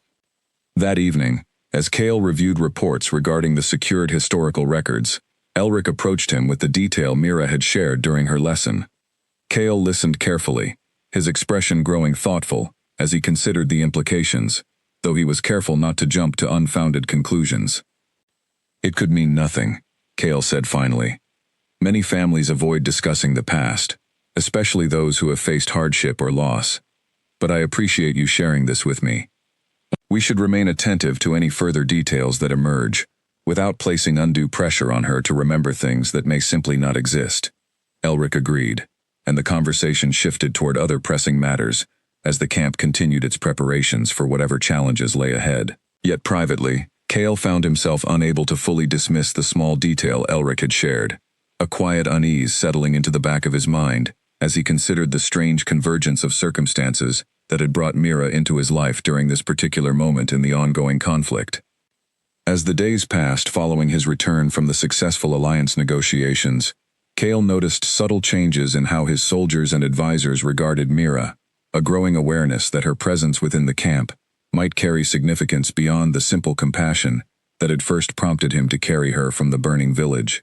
Whether this awareness stemmed from genuine insight or simply the natural speculation that arises during uncertain times, Kale understood that protecting her had become, in ways he was only beginning to fully comprehend, deeply intertwined with the larger stakes of the war unfolding around them. Late that night, before finally allowing himself rest, Kale walked once more to check on the perimeter guards, pausing near the healer's tent where Mira slept peacefully, unaware of the quiet speculation now surrounding her presence in the camp. He watched her for a moment through the tent opening, remembering the small hand that had first reached for his amid the smoke and flames, and felt a renewed determination settle over him. Whatever truth lay hidden in her past, whatever significance she might unknowingly carry, he would ensure she remained protected, not because of any ancient bloodline or ambitious claim, but because he had made her a promise, and that promise mattered more to him than any political maneuvering this war might yet demand. A scream pierced the quiet of the camp in the middle of the night, sharp and sudden, jolting soldiers from their sleep and pulling Kale from his tent with his weapon already drawn. He recognized the direction of the sound immediately, his heart lurching with dread as he realized it had come from near the healer's tent, where Mira slept. He arrived to find Elena struggling with a hooded figure who had entered the tent under cover of darkness, a struggle that had woken the other children sheltering nearby and sent them scrambling toward the corners of the tent in fear. Mira stood pressed against the far wall, wide-eyed with terror, while Elena fought to keep the intruder from reaching her. Kale moved with practiced speed, closing the distance and pulling the hooded figure away from Elena, with enough force to send them both stumbling backward. The intruder, recovering quickly, produced a short blade and lunged toward Kale, who blocked the strike and disarmed the attacker with efficient precision, born from years of combat experience. Soldiers rushed into the tent moments later, quickly restraining the intruder, as Kale turned his full attention to Mira, who remained frozen against the tent wall, shaking uncontrollably. He crossed the space between them in 3 quick strides and knelt down, pulling her gently into his arms. "You are safe," he said firmly. "I have you. You are safe now." Mira clung to him tightly, unable to speak through her fear, and Kale held her steady, allowing her the time she needed to calm herself, while his soldiers secured the restrained attacker and cleared the tent of any additional threats. Once he was certain the immediate danger had passed, Kale carried Mira outside, away from the tent where the frightening encounter had occurred, and sat with her near a small fire, until her trembling finally began to subside. Elena joined them shortly after, confirming that the other children in the tent remained unharmed, shaken, but safe. "Who was that man?" Mira finally asked, her voice small and unsteady. Kale's expression hardened, as he considered how to answer honestly, without increasing her fear unnecessarily. "Someone who should not have been in this camp," he said carefully. "I intend to find out exactly why he came, and who sent him." The interrogation that followed, conducted swiftly by Rowan and Elric, revealed troubling information. The intruder, a mercenary hired through channels connected to Vane's forces, confessed under questioning that he had been paid specifically to remove Mira from the camp, though he claimed ignorance regarding the exact reason behind such a specific target. "Someone believes she matters enough to warrant this kind of risk," Elric said grimly, relaying this information to Kale later that night. "This confirms our suspicions were not unfounded. Vane's forces believe Mira holds some connection to whatever ancient claim they are pursuing." Kale's jaw tightened with controlled fury at the realization that Mira had become a direct target, her safety now threatened not simply by the general chaos of war, but by a specific and calculated effort to harm her. "From this moment forward," he said, "her protection becomes a priority, equal to the defense of this entire camp. I want guards posted near her at all times, and I want to know immediately of anyone unfamiliar entering our perimeter." Elric nodded in agreement, though he hesitated before adding a final thought. "My king, if Vane's forces believe she carries significance to their ancient claim, perhaps it would be wiser to move her somewhere less exposed, away from the ongoing conflict entirely." Kale considered this suggestion carefully, understanding the logic behind it, yet finding himself unable to accept the idea of separating from Mira after everything they had endured together. "She stays with me," he said finally. "Moving her elsewhere might protect her from immediate physical danger, but it would also mean abandoning the promise I made to her, and abandoning the protection I am uniquely positioned to provide, as someone who understands the full scope of the threats surrounding her." The following morning, Kale found Mira sitting quietly near the fire, still visibly shaken from the previous night's events, though her fear had settled into something more determined than simple terror. He sat beside her, and for a long moment, neither of them spoke. "I heard the men talking," Mira finally said. "They think I am important somehow, connected to something old and important." Kale was surprised by her awareness, but chose honesty once again, over false reassurance. "It is possible," he admitted. "There are things about the history of this region that remain unclear, connections between old bloodlines and the current conflict that we do not yet fully understand. It is possible you carry some connection to this history, though nothing has been confirmed." Mira absorbed this information with the same seriousness she had shown throughout their journey together. "Is that why the man came for me last night?" "Yes," Kale said honestly. "And it means I need to be even more careful in protecting you from this point forward." Mira looked at him with an expression that combined fear with a fierce kind of resolve. "I do not want to be hidden away somewhere while you continue fighting," she said. "I want to stay with you, wherever that leads." Kale felt something shift within him at her words, a recognition that their bond had grown into something far deeper than the simple protection he had initially offered amid the chaos of the burning village. He took her small hand in his, the same gesture that had first bound them together on that terrible night, weeks ago. "Then hear my promise clearly," he said, his voice steady and resolute. "As long as I draw breath, I will not let go of your hand again. Whatever threats emerge, whatever ancient claims or dangerous ambitions surround us, I will protect you with everything I have. This is not simply an obligation I feel toward an orphan child. You have become someone I care for deeply, and I will not fail you."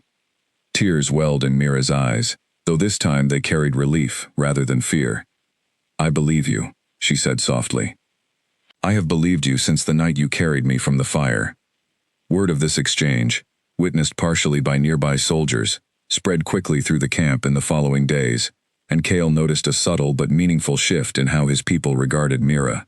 The earlier whispers questioning why their king devoted such personal attention to a single orphan gradually transformed into a quiet acceptance, even protectiveness, among the soldiers who had come to understand the genuine bond between their leader, and this remarkable young girl who had survived so much. Rowan, in particular, took to personally checking on Mira's safety during his rounds, and several soldiers began including her in small gestures of camaraderie, teaching her simple skills, or sharing stories around the evening fires. What had begun as a singular act of compassion amid chaos had gradually transformed into something resembling genuine acceptance, Mira becoming, in the eyes of many within the camp, not merely a child under the king's protection, but a member of their extended community, deserving of the same loyalty and care they extended to one another. Yet even as this warmth grew within the camp, the underlying threat posed by Vane's forces, and whatever ancient claim drove his relentless ambition, remained unresolved. The attempted attack on Mira served as a stark reminder that this war extended far beyond simple territorial disputes, weaving together threads of history, betrayal, and dangerous ambition that would require careful navigation in the difficult days that still lay ahead. Kale increased security measures throughout the camp significantly, following the attempted attack. Additional guards posted at every entrance, stricter protocols established for vetting any new arrivals, and a dedicated group of soldiers assigned specifically to Mira's protection whenever Kale himself could not remain directly at her side. These precautions, while necessary, served as a constant reminder of the danger that continued to surround them, even amid the small moments of warmth and connection that had begun to flourish within their unlikely community. As the days passed, reports continued arriving regarding Vane's ongoing preparations, suggesting that despite the failed assassination attempt, his ambitions remained undeterred. Kale understood that this conflict was far from resolved, and that whatever role Mira might play in the larger mysteries surrounding this war, protecting her had become as central to his mission as protecting his kingdom itself. Two responsibilities that had, in the strange circumstances of this unfolding conflict, become inseparably intertwined. A week after the failed attempt on Mira's safety, a courier arrived from Lord Aldrich's territory carrying troubling news. The scholar Beatrice, who had shared crucial information about the ancient bloodline during Kale's earlier visit, had disappeared under suspicious circumstances, her small cottage found ransacked, her research materials missing entirely. "This cannot be coincidence," Rowan said grimly, when Kale shared the news with his commanders. "Vane's forces must have learned that Beatrice shared information with you. They likely sought to silence her, or extract whatever additional knowledge she possessed." Kale felt the weight of responsibility settle heavily over him, understanding that his visit to seek her insight might have inadvertently placed the elderly scholar in danger. "We need to determine if she is still alive, and if possible, offer her protection here within our camp," he said. "If Vane's forces are eliminating anyone who holds knowledge of this ancient claim, we cannot allow that knowledge to disappear along with them." A small detachment of soldiers was dispatched to investigate Beatrice's disappearance, though Kale held little hope that they would find positive news, given the pattern of ruthless efficiency Vane's forces had demonstrated throughout this conflict. In the meantime, he turned his attention toward examining what other sources of information might exist regarding the ancient bloodline and the artifact Vane so desperately sought. Elric proposed searching through the historical records they had already secured from nearby towns, hoping to find fragments of information that might corroborate or expand upon what Beatrice had shared. This painstaking process consumed several days, with Elric and a small team of scholars combing through aging documents, family records, and regional histories in search of any mention of the mysterious bloodline. Mira, eager to contribute in whatever way she could, requested permission to help with this research, and Elric, recognizing her genuine dedication to understanding the situation, allowed her to assist with organizing and cataloging the documents as they worked through the extensive collection. This task provided her with a renewed sense of purpose, and Kale found himself grateful for the distraction it offered from the lingering fear following the assassination attempt. During one afternoon of this research, Mira came across an old family record that caught her attention, a genealogy chart depicting a lineage that traced back several generations before abruptly ending with an unexplained gap. She brought this to Elric's attention immediately, and his expression grew thoughtful as he examined the document. "This kind of gap in a genealogical record is unusual," Elric observed. "Most families, even those experiencing hardship, maintain some record of successive generations. A deliberate gap like this suggests information was intentionally removed or hidden." "Could this be connected to what we are looking for?" Mira asked. It is possible, Elric admitted, though we would need much more information to draw any definitive conclusions. Where did you find this particular record? Mira pointed to the origin marking on the document, indicating it had come from a small township, not far from where her own village had once stood. This detail struck both Elric and, when he learned of it later, Cale as significant, given the earlier speculation about why Vane's forces had targeted that specific region during their initial raid. We should investigate this township more thoroughly, Cale decided, after reviewing the finding. If there is a connection between this genealogical gap and the ancient bloodline Vane seeks, understanding its origin could prove crucial to unraveling this entire mystery. Plans were made to send a discreet investigation team to the township in question, though Cale remained cautious about drawing too much attention to this line of inquiry, wary of alerting Vane's forces to any progress they might be making in understanding his true motivations. The investigation would need to proceed carefully, balancing the urgency of gathering information against the risk of exposing their efforts to enemy awareness.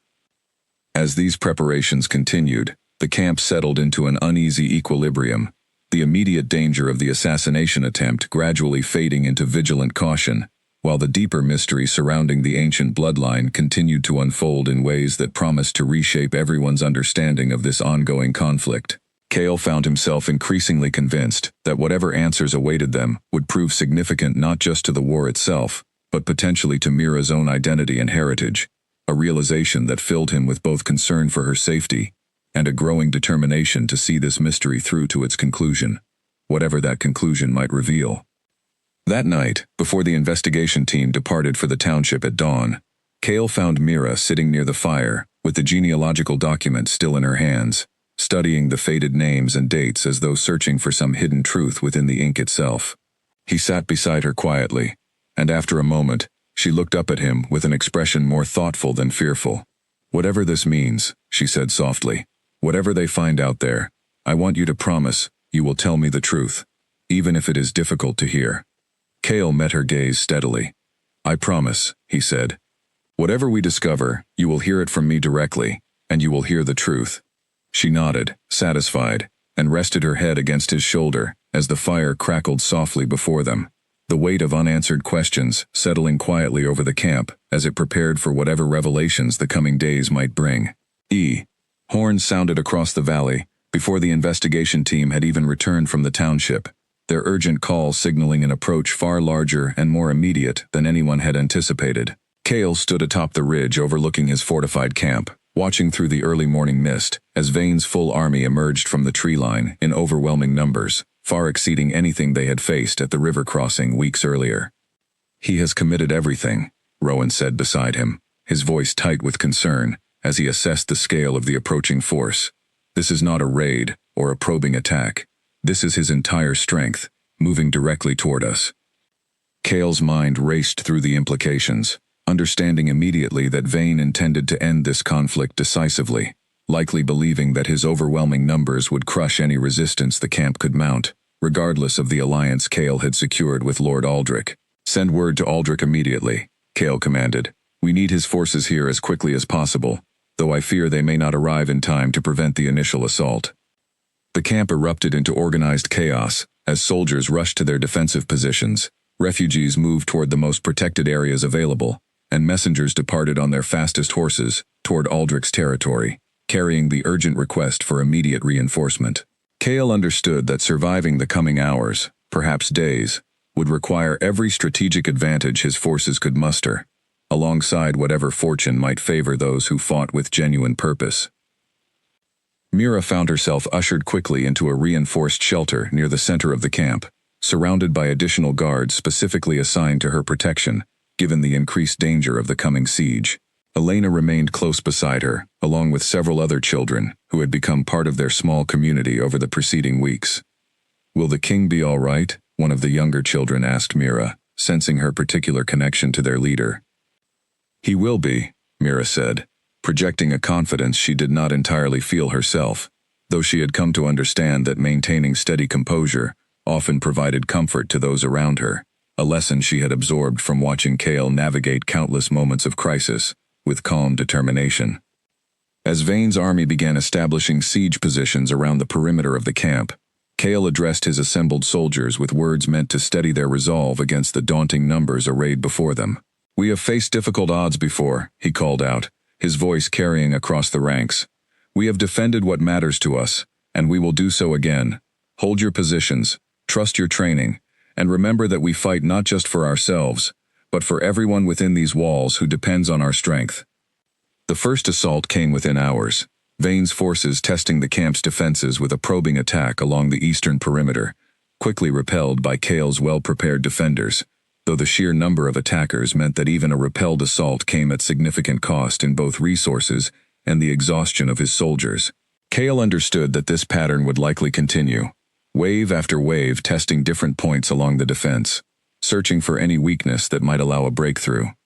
Throughout the following day, the siege intensified, Vane's forces launching coordinated assaults at multiple points simultaneously, forcing Kale's defenders to stretch their resources thin across the entire perimeter.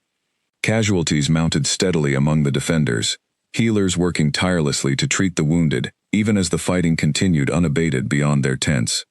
During a brief lull in the fighting, as soldiers rotated positions to allow exhausted defenders a moment of rest, Rowan approached Kale with a troubled expression. "My king, our supplies of arrows are running dangerously low. If this siege continues at its current pace, we may not have sufficient resources to maintain our defense through another full day of sustained assault." Kale absorbed this concerning report, understanding the difficult calculations that now faced him. "We need to conserve what remains carefully," he said. "Instruct our archers to prioritize the most critical moments of each assault, rather than maintaining constant fire throughout every attack." As the second day of the siege began, word finally arrived that Lord Aldrich's forces were approaching, though they remained still a full day's march away, too distant to provide immediate relief for the increasingly desperate defense Kale's soldiers were mounting. This news brought both relief at the promise of reinforcement and renewed urgency to hold their position long enough for that reinforcement to actually arrive. During one particularly intense assault on the eastern perimeter, Vane's forces nearly succeeded in breaching the defensive line, only a desperate counterattack, led personally by Kale, managing to push back the advancing enemy soldiers before they could establish a foothold within the camp itself. The cost of this success proved significant, several of Kale's most experienced soldiers falling during the fierce fighting required to repel the breach attempt. As evening fell on the second day of the siege, Kale gathered his exhausted commanders for a brief strategic discussion, the toll of continuous fighting evident in every exhausted face around the makeshift command table. "We cannot sustain this pace much longer," Elric admitted grimly. "Our soldiers are exhausted, our supplies dwindling, and Vane shows no sign of relenting his assault." "Aldrich's forces should arrive by midday tomorrow," Kale said, though even he recognized the uncertainty inherent in that timeline, given the unpredictable nature of forced marches across difficult terrain. "We need to hold until then, whatever the cost." That night, as the camp settled into an uneasy rest between waves of continued skirmishing along the perimeter, Mira slipped past her assigned guards, driven by a need to see Kale, despite the danger still surrounding the camp. She found him near the command tent, reviewing reports by dim lantern light, exhaustion evident in every line of his posture. "You should be resting," he said gently upon noticing her, though he made no move to send her back to her shelter immediately. "I could not stay away," she admitted. "I needed to see that you were still all right." Kale pulled her into a brief embrace, drawing comfort from her presence, despite the desperate circumstances surrounding them. "We are holding," he said. "Aldrich's forces will arrive soon, and this siege will not defeat us." Mira studied his face carefully, sensing the exhaustion and strain he carried, despite his outward composure. "I believe you," she said softly. "You have never broken a promise to me, and I do not believe you will start now." Her simple faith provided Kale with renewed determination as the long night stretched onward, punctuated by periodic assaults that tested the camp's defenses without achieving the decisive breakthrough Vane clearly sought. As dawn approached on the third day of the siege, exhaustion had become a constant companion for every defender still standing along the perimeter, yet somehow, through sheer determination and careful strategy, Kale's forces continued holding their position against overwhelming numbers.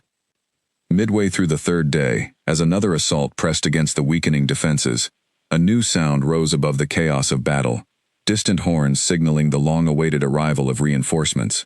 Lord Aldrich's forces emerged from the western tree line, striking against the flank of Vane's besieging army, with the kind of surprise that turned the tide of desperate battles.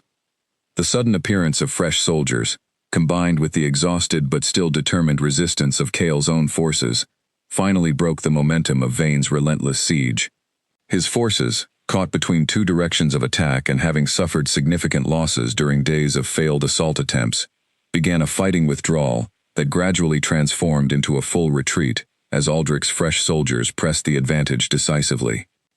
Cheers rose from Cale's exhausted defenders as Vane's forces finally abandoned their siege positions, retreating back toward their own territory in a disorganized withdrawal that suggested significant damage had been dealt to their overall strength and morale. Cale watched the retreat with a mixture of relief and cautious wariness, understanding that while this immediate crisis had been survived, the larger conflict remained far from resolved. He found Mira waiting near the shelter where she had remained during the worst of the fighting, her expression a mixture of exhaustion and profound relief as she saw him approaching, uninjured despite the brutal days of continuous combat. She ran to him immediately, and he lifted her into his arms, holding her close as the sounds of retreating enemy forces gradually faded into the distance. "You kept your promise," she said quietly against his shoulder. "You came back again." "I always will," Cale replied, his voice carrying the weight of exhaustion alongside genuine conviction. "This war is not finished, but today, we have survived, and that is a victory worth holding on to." As the camp began the difficult process of tending to the wounded and assessing the toll of the 3-day siege, Lord Aldrich himself arrived to personally survey the aftermath and discuss the path forward with Cale. The alliance between their forces had proven decisive in this critical moment, and both leaders understood that continued cooperation would remain essential as they faced whatever Vane's forces might attempt next in this expanding and increasingly complex conflict. "Your defenders held far longer than I expected against such overwhelming numbers," Aldrich said, as he surveyed the camp alongside Cale, noting the extensive but ultimately successful defensive preparations that had allowed them to survive until reinforcements arrived. "Vane clearly underestimated the resolve of your people." "We had strong motivation to hold our ground," Cale replied, his gaze drifting briefly toward the shelter where Mira remained with Elena and the other children, finally resting after the exhausting ordeal of the siege. Losing this camp would have meant losing far more than territory. Aldrich followed his gaze, understanding the deeper significance behind Cale's words. "The girl the reports mentioned," he said thoughtfully, "the one connected to the ancient bloodline Beatrice spoke of." "Nothing has been confirmed," Cale said carefully, though he no longer attempted to hide the connection entirely from his ally. "But there is enough evidence suggesting a possibility that Vane himself may believe in, strongly enough to specifically target her safety." "Then perhaps it is time we determine the truth definitively," Aldrich suggested. "Uncertainty in matters like this only invites further danger. If she does carry this heritage, understanding it fully may actually provide protection, rather than increased vulnerability, particularly if her claim could be publicly acknowledged and defended by Allied forces." Cale considered this suggestion carefully, recognizing both its wisdom and its potential complications. Publicly acknowledging any connection Mira might have to an ancient bloodline could indeed provide additional legitimacy and protection through open alliance, but it might also escalate Vane's determination to eliminate or capture her, viewing such public acknowledgement as confirmation of exactly what he sought to prevent or claim for himself. "I will need to consider this carefully," Cale said, "and whatever path we choose, it must be one that genuinely serves her safety and well-being, not simply the political advantages such acknowledgement might provide our alliance." Aldrich nodded, respecting the priority Cale placed on the girl's welfare above pure strategic calculation. "A wise approach," he said. "I will leave a contingent of my soldiers here to reinforce your defenses, while my main forces return to secure our own territory against any retaliation Vane might attempt closer to my borders. Send word when you have reached a decision regarding how to proceed with this matter." As Aldrich's main forces began their departure later that day, leaving behind a meaningful contingent to strengthen Cale's weakened defenses, the camp settled into the difficult work of recovery, following the intense days of siege. Wounded soldiers received continued care from exhausted healers, while others worked to repair damaged fortifications and replenish critically depleted supplies. Cale spent the following days balancing these practical recovery efforts with deepening consideration of Aldrich's suggestion regarding Mira's potential heritage.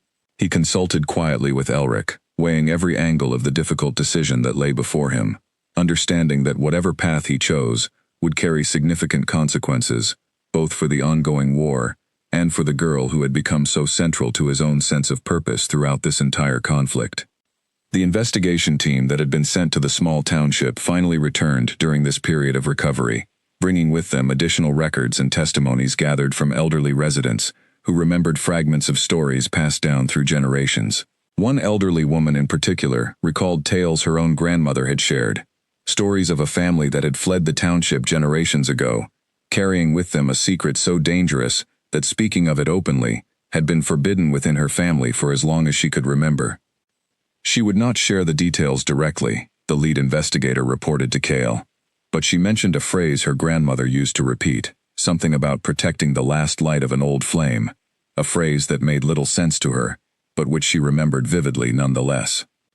Cale turned this information over in his mind, recognizing the poetic language often used within old families to obscure meaningful secrets from those who might not be trusted with the full truth. Whatever the exact nature of Mira's connection to this ancient history, the pieces continued accumulating steadily, painting a picture that grew clearer with each new fragment of information, even as the complete truth remained frustratingly just beyond their grasp. A messenger arrived at dawn, breathless and urgent, requesting immediate audience with Cale regarding information that could not wait even a few additional hours. Cale received him immediately in the command tent, sensing from the man's evident distress that whatever news he carried would prove significant. "My king, I bring word from within Vane's own territory," the messenger said, revealing himself to be one of several agents Cale had quietly positioned to gather intelligence following the devastating siege. "There is unrest growing among Vane's commanders, disagreement regarding the true purpose behind this relentless war. Some believe Vane has grown obsessed beyond reason with this ancient claim, willing to sacrifice far too much for a legitimacy that may not even exist as he imagines it." This news offered Cale valuable insight into potential vulnerabilities within his enemy's command structure, though the messenger continued with information that struck far closer to the heart of the mystery surrounding Mira's possible heritage.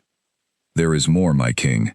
One of Vane's closest advisors, a man named Cedric, has apparently uncovered definitive proof regarding the bloodline's true descendants. He has grown troubled by what this proof reveals, and there are whispers that he seeks to defect, potentially bringing this proof with him." Cale's attention sharpened considerably at this revelation. "Do you know where this Cedric might be found, or how we might safely arrange for his defection?" "He has sent careful signals through intermediaries," the messenger explained, suggesting he would be willing to meet at a neutral location if guaranteed safe passage and protection from Vane's retaliation, should his intentions be discovered. Cale called an immediate strategy session with his commanders, weighing the potential value of this defection against the significant risks involved in arranging such a delicate exchange. If Cedric truly possesses definitive proof regarding the bloodline, this could resolve the uncertainty surrounding Mira's connection to this mystery once and for all, Elric observed. "But we must proceed cautiously. This could equally be a trap designed to lure us into a vulnerable position." After careful deliberation, Cale agreed to arrange the meeting, though with extensive precautions to guard against betrayal. A small, heavily guarded escort would travel to a designated neutral location along the border between the territories, prepared for the possibility of ambush, while remaining open to the genuine opportunity this defection represented. The meeting, when it finally occurred several days later, proved to be exactly what it claimed.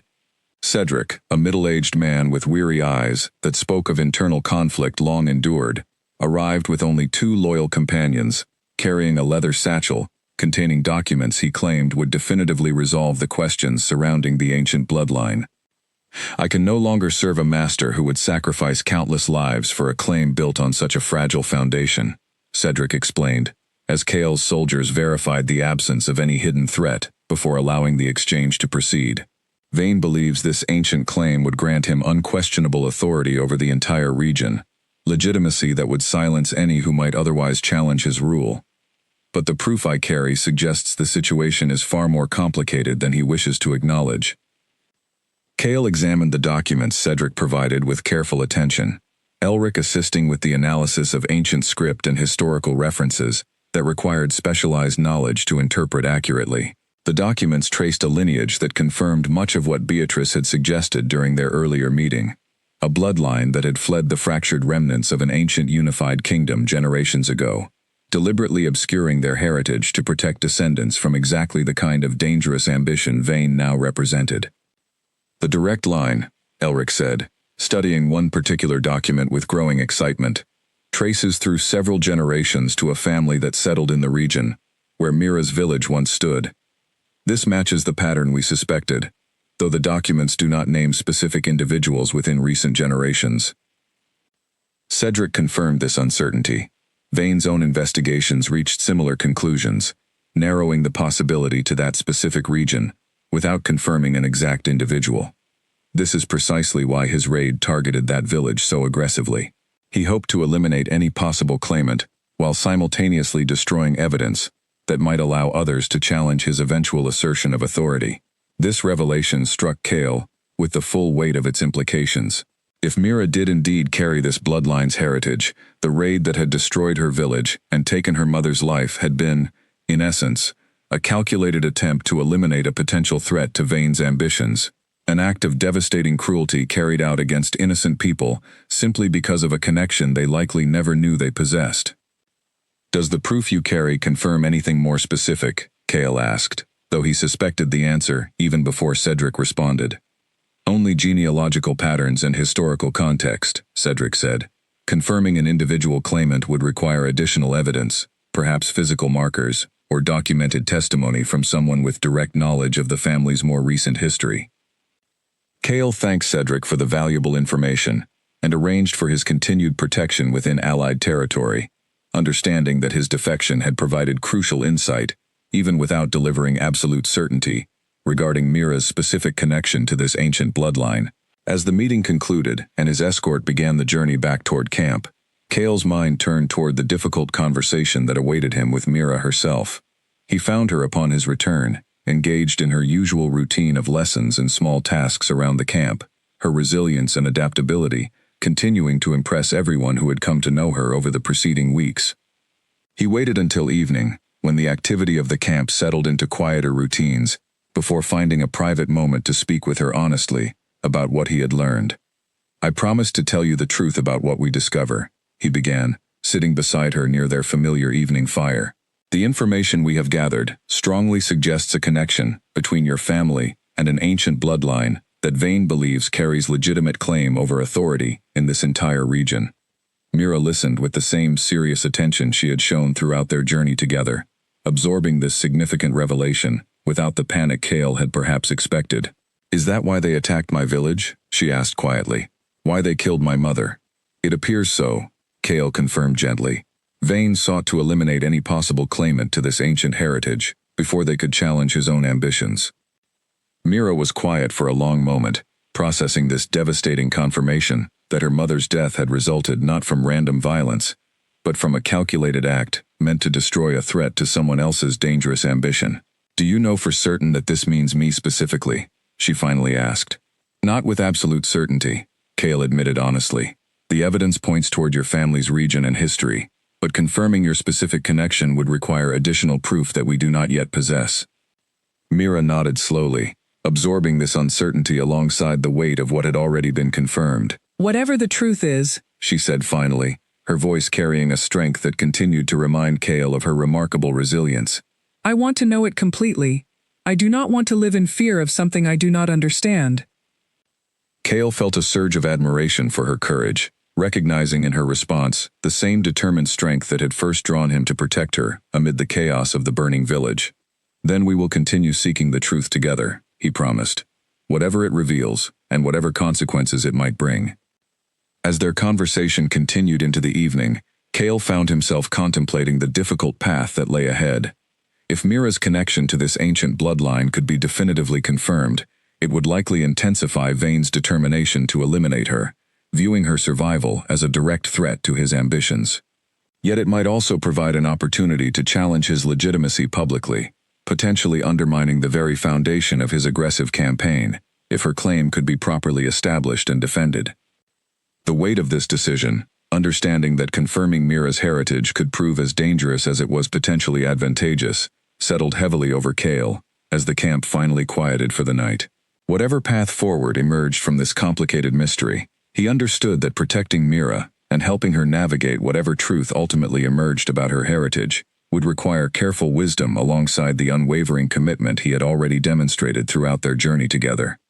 The following morning, Kale called a private meeting with Elric and Rowan to discuss the strategic implications of Cedric's revelations. "We now understand the true motivation behind Vane's aggression," Kale began, laying out the documents Cedric had provided across the table. "But understanding his motivation does not yet tell us how best to counter it." Elric studied the genealogical records once more, tracing the lines of the ancient bloodline with careful attention. "If we could find additional proof confirming Mira's specific connection, we might use it to our advantage." Publicly challenging Vane's legitimacy through a confirmed rival claim could fracture support among his own commanders, some of whom already questioned his obsession with this ancient authority. "But it would also paint an unmistakable target on her back," Rowan countered firmly. "Right now Vane suspects but cannot confirm her identity. The moment we make any public claim, we remove all ambiguity, and he will commit everything he has toward eliminating her." Kale listened to both perspectives carefully, understanding the validity in each argument. "Perhaps there is a middle path," he finally suggested. "We continue gathering proof quietly, understanding the truth ourselves, without making any public declaration, until we are certain it serves Mira's genuine safety and well-being, rather than simply serving strategic advantage in this war."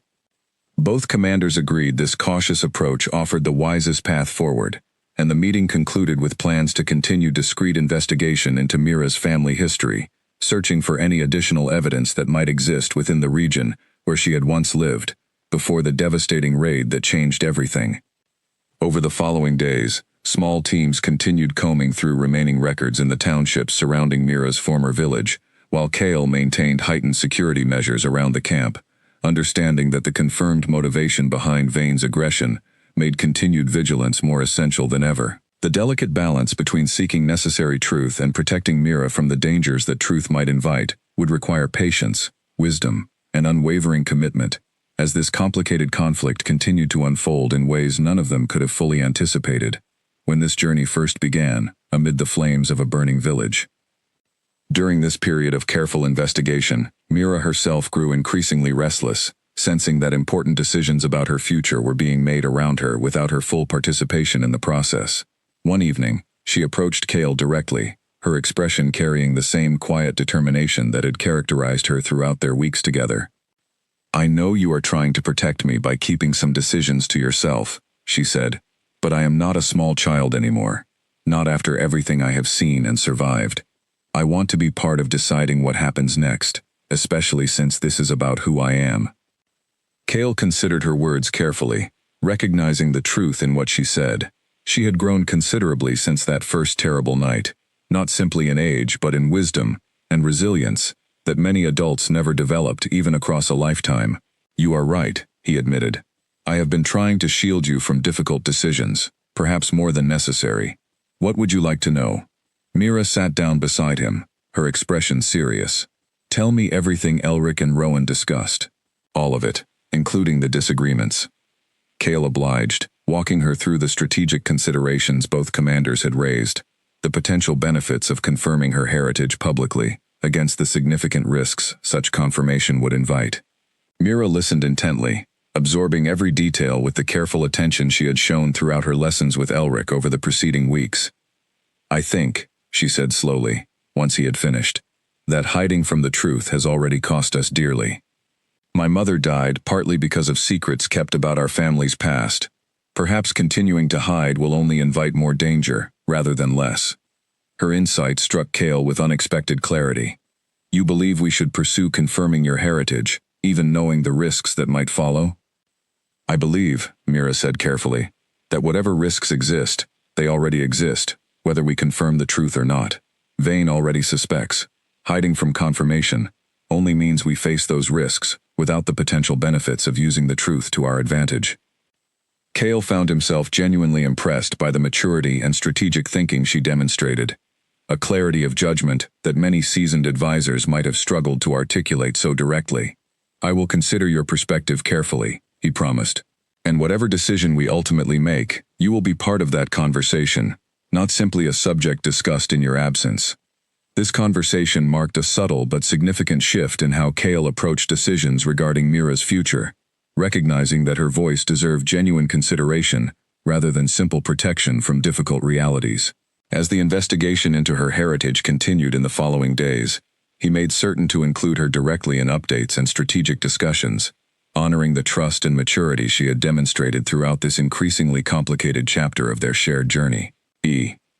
Word arrived that Vane, having suffered significant losses during the failed siege, and now aware that his advisor Cedric had defected with crucial evidence, had grown increasingly desperate, gathering every remaining resource for what intelligence reports suggested would be a final, decisive assault.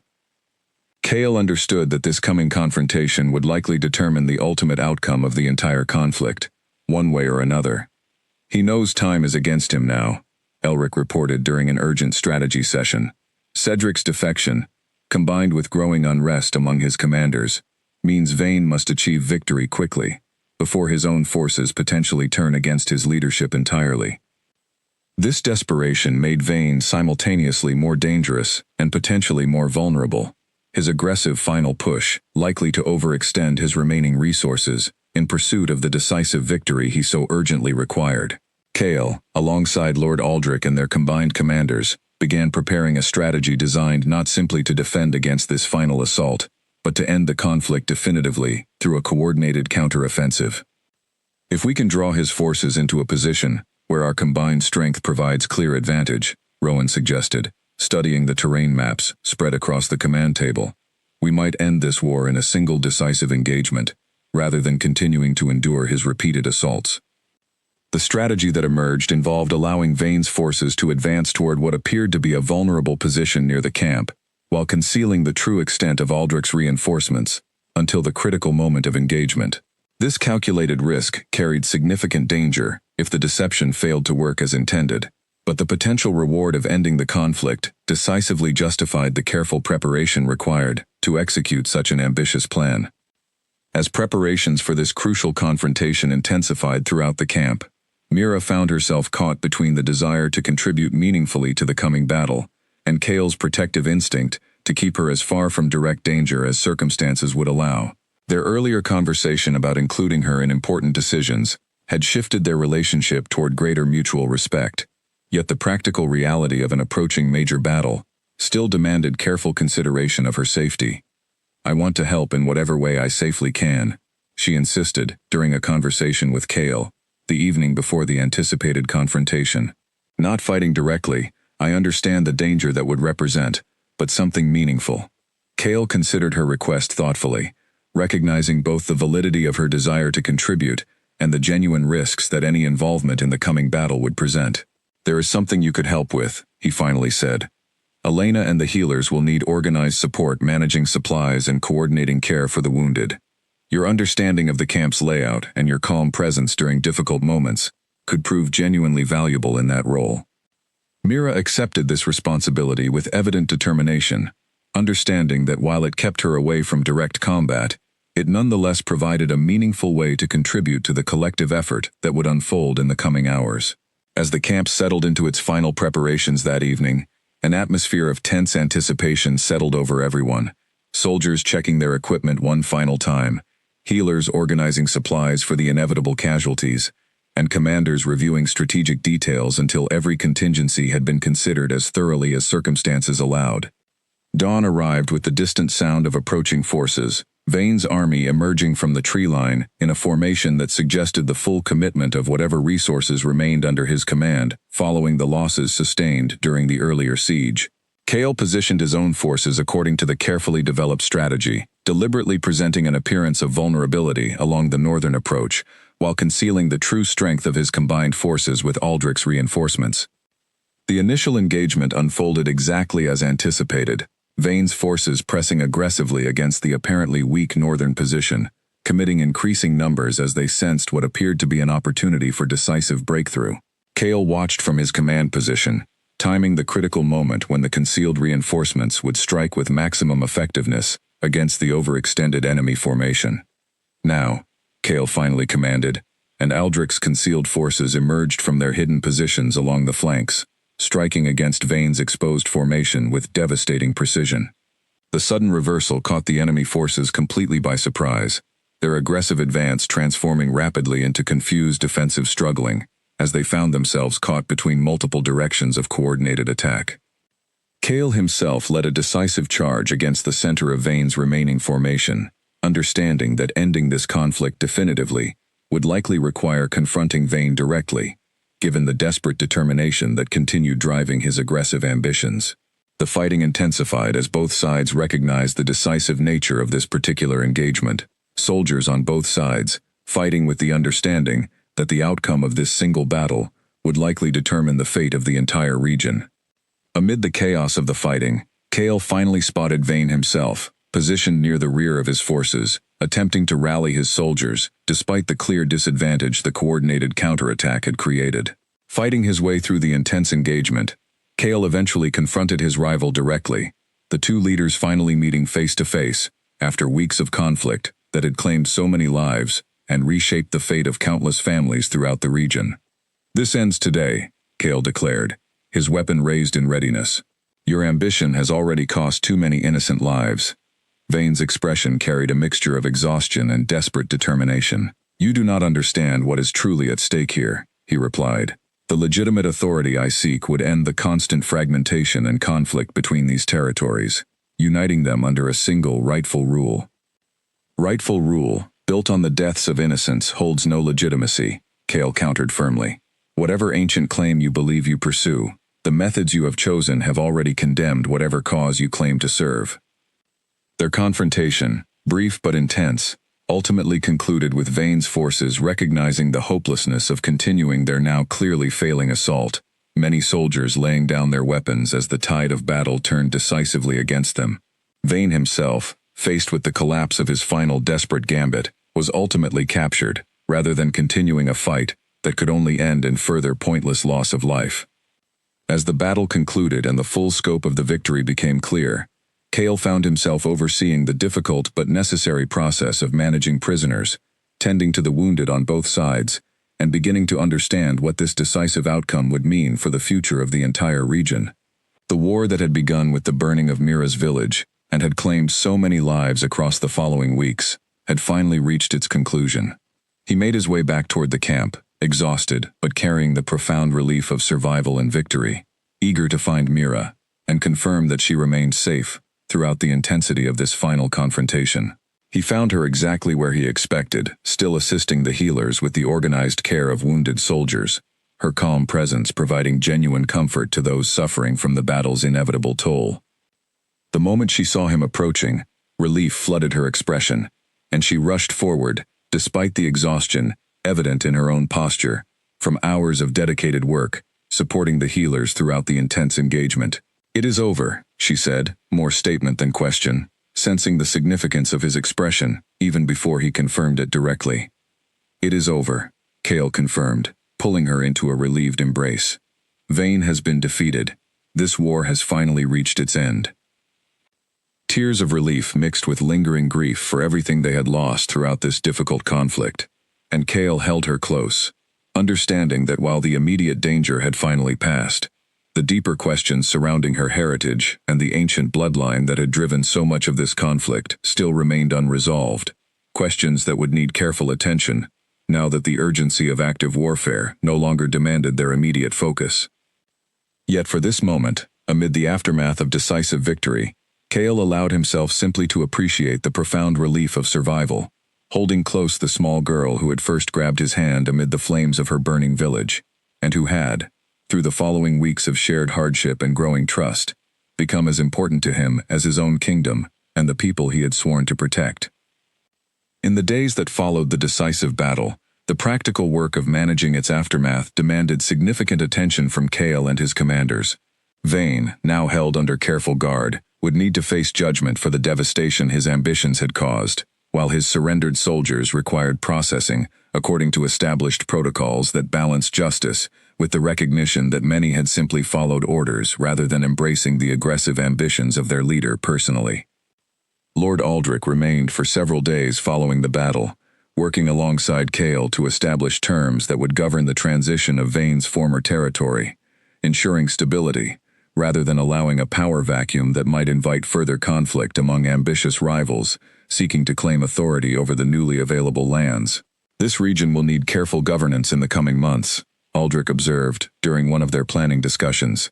The people there have suffered under Vane's increasingly desperate rule. They will need reassurance that stability, not further conflict, awaits them. Cale agreed, dedicating significant attention to developing a transitional plan that would restore order and basic services to the affected territory, while investigations continued into the full extent of Vane's actions throughout the conflict.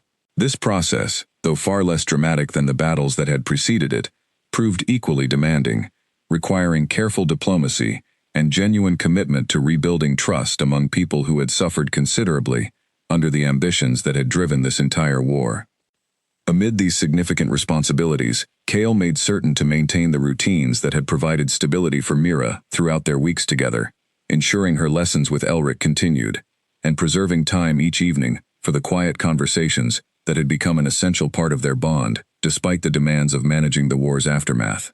Her resilience continued to impress everyone who observed her navigate this transition from active conflict toward the complicated work of establishing lasting peace. One evening, as the immediate demands of victory's aftermath finally began settling into more manageable routines, Mira approached Cale with a question that had clearly been weighing on her mind since the conclusion of the decisive battle. "Now that the war is over," she asked, "what happens to me? Will we continue searching for the truth about my family?" Cale considered her question seriously, recognizing that the resolution of the immediate conflict did not automatically resolve the deeper questions surrounding her heritage that had driven so much of Vane's aggression throughout their journey together. "Yes," he said finally. "Now that the immediate danger has passed, we can pursue that truth more carefully, without the same urgent pressures that active warfare demanded. Whatever we discover, we will face it together, as we have faced everything else." Mira nodded, satisfied with this answer, though Cale could sense the deeper questions still forming in her mind about what her future might hold, questions that would require careful attention and honest conversation in the days ahead, as they moved from the urgent demands of survival toward the more complex process of understanding exactly what her heritage meant, both for her own identity and for the broader stability of the region they had fought so hard to protect. As the last preparations for Vane's formal judgment were finalized, word arrived from the investigation team, still working in the townships surrounding Mira's former village. They had located an elderly relative of the family that had fled generations ago, an old man who had carried fragments of the family's true history in careful secrecy his entire life, waiting for a moment when sharing that truth might finally serve protection rather than invite danger. Cale read the report with growing anticipation, understanding that the final answers Mira had been waiting for might finally be within reach, and that whatever truth this elderly relative could confirm would shape not only her future, but the future of the entire region they had fought so hard to secure. The elderly man arrived at the camp under careful escort, his frail frame supported by a walking cane, his eyes carrying the weight of decades spent guarding a secret he had never expected to share openly. Cale welcomed him personally, understanding the significance this meeting held not just for resolving the mystery surrounding the ancient bloodline, but for Mira's own understanding of her family's true history. "My name is Edmund," the old man introduced himself, settling carefully into a chair within the command tent. "I have waited many years, wondering if the truth I carry would ever need to be spoken aloud." Cale arranged for Mira to be present for this crucial conversation, honoring the commitment he had made to include her directly in matters concerning her own heritage. She sat quietly beside him, her expression a careful mixture of anticipation and apprehension, as Edmund began sharing the story he had carried in silence for so long. "Generations ago," Edmund began, "our family held recognized authority over this entire region, before ambitious rivals fractured the unified kingdom into the separate territories we know today. When the fracturing occurred, violence followed swiftly against anyone connected to the old ruling bloodline, seen as a threat by those seeking to establish their own separate authority." He continued, his voice steady despite the emotional weight of the history he shared. My grandmother, carrying an infant who would become my own mother, fled with several other family members, scattering across the region to avoid detection. They deliberately obscured their heritage, changing names, avoiding any documentation that might reveal their true lineage, understanding that survival required complete secrecy. How does this connect to my family? Mira finally asked, unable to contain her curiosity any longer. Edmund turned his attention to her directly, his expression softening with something that resembled recognition. Your mother, he said gently, was my own niece. Though circumstances separated our branches of the family many years ago, she carried the true bloodline directly, though I suspect she deliberately chose not to share this heritage with you, understanding the danger such knowledge might invite. The revelation struck Mira with visible impact, confirming what had been suspected, but never definitively proven throughout the preceding weeks. So it is true, she said quietly. I am connected to this ancient claim that started this entire war. You are, Edmund confirmed. Though I want you to understand something important. This heritage does not obligate you to anything. It is simply truth about where you come from. Truth that Vane sought to weaponize for his own ambitious purposes, but truth that you yourself can choose what to do with, now that it has finally been revealed. Kale watched Mira process this significant revelation, recognizing the weight of understanding that her mother's death had resulted directly from concealing a heritage that ultimately could not remain hidden forever. Yet he also saw, in her steady composure, the same remarkable resilience that had carried her through every difficult challenge since that terrible night when the fires first consumed her village. Thank you for telling me the truth, Mira finally said to Edmund, her voice carrying quiet strength, despite the emotional weight of this revelation. I would rather know, even though it is difficult, than continue living with uncertainty. Edmund nodded, clearly moved by her composed response. You carry your mother's strength, he observed. She always possessed remarkable courage, even as a young girl herself, long before circumstances separated our family branches. As the conversation concluded and Edmund was arranged comfortable accommodations within the camp for the coming days, Kale found himself alone with Mira, giving her space to process everything that had finally been confirmed about her heritage. She sat quietly for a long while, staring into the distance with an expression that combined grief, understanding, and something that resembled a quiet determination. What happens now? She finally asked, now that we know the truth. Kale considered this question carefully, understanding that the decision belonged ultimately to her, though he intended to support whatever path she chose to pursue. That depends entirely on what you want, he said. You could choose to keep this knowledge private, living quietly without the burden of ancient claims or political ambitions. Or you could choose to acknowledge your heritage openly, using it perhaps to help ensure genuine stability and legitimate governance across this region that has suffered so much from Vane's dangerous ambitions. Mira considered this choice with the same thoughtful seriousness she had demonstrated throughout their journey together. I do not want power for its own sake, she finally said. But perhaps there is a way to use this truth, to help ensure something good comes from everything we have lost, something that honors my mother's memory, rather than simply hiding from the truth she tried to protect me from. Over the following weeks, as the region slowly transitioned from active conflict toward rebuilding and lasting peace, Kale and Mira worked together with Lord Aldrich and other regional leaders to establish a framework that acknowledged her heritage, not as a claim to absolute authority, but as a symbolic foundation for renewed unity and cooperation among the previously fractured territories. Rather than replicating Vane's ambitious pursuit of singular control, this approach emphasized genuine partnership between territories, with Mira's confirmed lineage serving as a unifying symbol rather than a tool for consolidating power.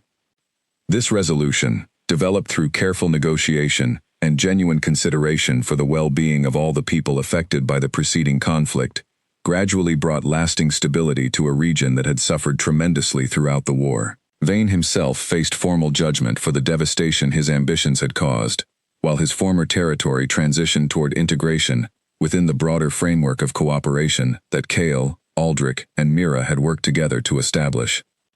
Throughout this process of rebuilding, the bond between Kale and Mira continued deepening, evolving from the initial protective relationship formed amid the chaos of her village burning into something that resembled genuine family. Recognizing this evolution, and understanding the stability and belonging Mira deserved after everything she had endured, Kale made a decision that formalized the connection they had built together throughout their shared journey. In a ceremony attended by his soldiers, the refugees who had become part of their community, and representatives from Lord Aldrich's territory, Kale formally adopted Mira as his own daughter, declaring her a princess of his kingdom, not through the ancient bloodline that had driven so much conflict, but through the genuine bond of love and loyalty that had grown between them since that first desperate night when she had grabbed his hand amid the flames.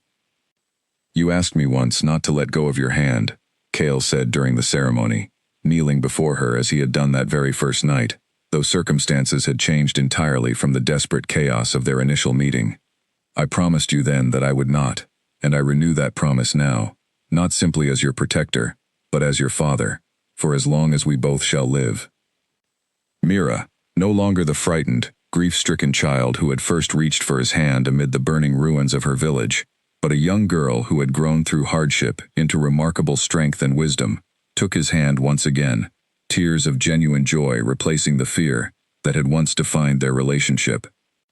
"I will never let go either," she said, her voice carrying the same quiet determination that had guided her through every challenge since that terrible night. "You saved me then, and you have continued saving me every day since. Now, let us build something good together, something that honors everyone we lost along the way." As the ceremony concluded and the gathered community celebrated this joyful moment amid the broader context of hard-won peace, Kale reflected on the remarkable journey that had brought them to this point.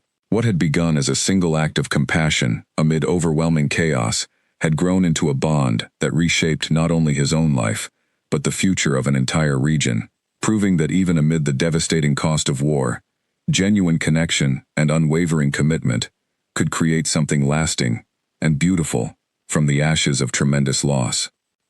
The kingdom that emerged from this difficult chapter carried forward the lessons learned throughout their shared struggle, valuing genuine partnership over ambitious conquest, and understanding that true strength came not from claiming authority over others, but from the kind of steady, unwavering loyalty that had first been forged when a small, frightened girl asked a powerful king not to let go of her hand, and he, in turn, made a promise he carried faithfully through every difficult challenge that followed, all the way to this moment of hard-won peace and genuine belonging. In the months that followed the adoption ceremony, life within the kingdom gradually settled into a rhythm defined not by the constant vigilance of war, but by the steady work of rebuilding communities, restoring trust among previously fractured territories, and establishing systems of cooperation that Lord Aldrich and Kale continued developing together. Mira, now recognized publicly as a princess of the kingdom, embraced this new role with the same thoughtful seriousness she had shown throughout every challenge since the night her village burned, choosing to focus her growing influence on ensuring that other children who had lost families during the conflict received the same protection and belonging she herself had been fortunate enough to find. She established, with Kale's full support, a program dedicated to caring for orphan children throughout the recovering region, drawing on her own experience to ensure these children received not just basic necessities, but genuine compassion and opportunities to heal from the trauma they had endured. Elena, the healer who had cared for Mira since that first difficult night, took on a leading role within this initiative, and Elric continued serving as an advisor and teacher, expanding his lessons to include any children within the program who showed interest in learning about history, strategy, and the careful diplomacy required to maintain lasting peace. Rowan, promoted to oversee the broader defensive strategy for the now expanded and unified territories, often remarked to newer soldiers about the remarkable transformation he had witnessed, from a desperate king carrying a frightened orphan through burning ruins, to a stable kingdom built on genuine partnership and mutual respect between previously warring territories. The story of how their king had refused to let go of a small girl's hand amid overwhelming chaos became something of a quiet legend among the soldiers and citizens alike, a reminder that even the smallest acts of compassion could reshape the course of history in ways no one could have initially predicted. Edmund, the elderly relative who had finally revealed the truth of Mira's heritage, chose to remain within the kingdom, serving as a valued source of historical knowledge and occasionally sharing stories of the family history that connected Mira to her mother's memory. memories that Mira treasured deeply as she continued growing into the remarkable young woman her mother would undoubtedly have been proud to see. As seasons passed and the kingdom continued flourishing under this hard-won peace, Kale often found himself reflecting on that first terrible night, remembering the desperate plea of a small girl who had asked him simply not to let go. He had kept that promise through fire, through betrayal, through devastating battles, and through the complicated revelation of ancient secrets that had reshaped the political landscape of the entire region. And he intended to continue keeping that promise for every remaining day of his life, honoring not just the bond between a king and the daughter he had chosen, but the deeper truth that genuine strength and lasting legacy came not from ambition or conquest, but from the simple, unwavering commitment to protect those who place their trust in you, no matter what challenges the future might bring. Their story, born from tragedy and forged through unimaginable hardship, had ultimately become a testament to the power of compassion, resilience, and the kind of steadfast loyalty that could transform even the darkest circumstances into something genuinely beautiful, a legacy that would continue inspiring the kingdom for generations to come.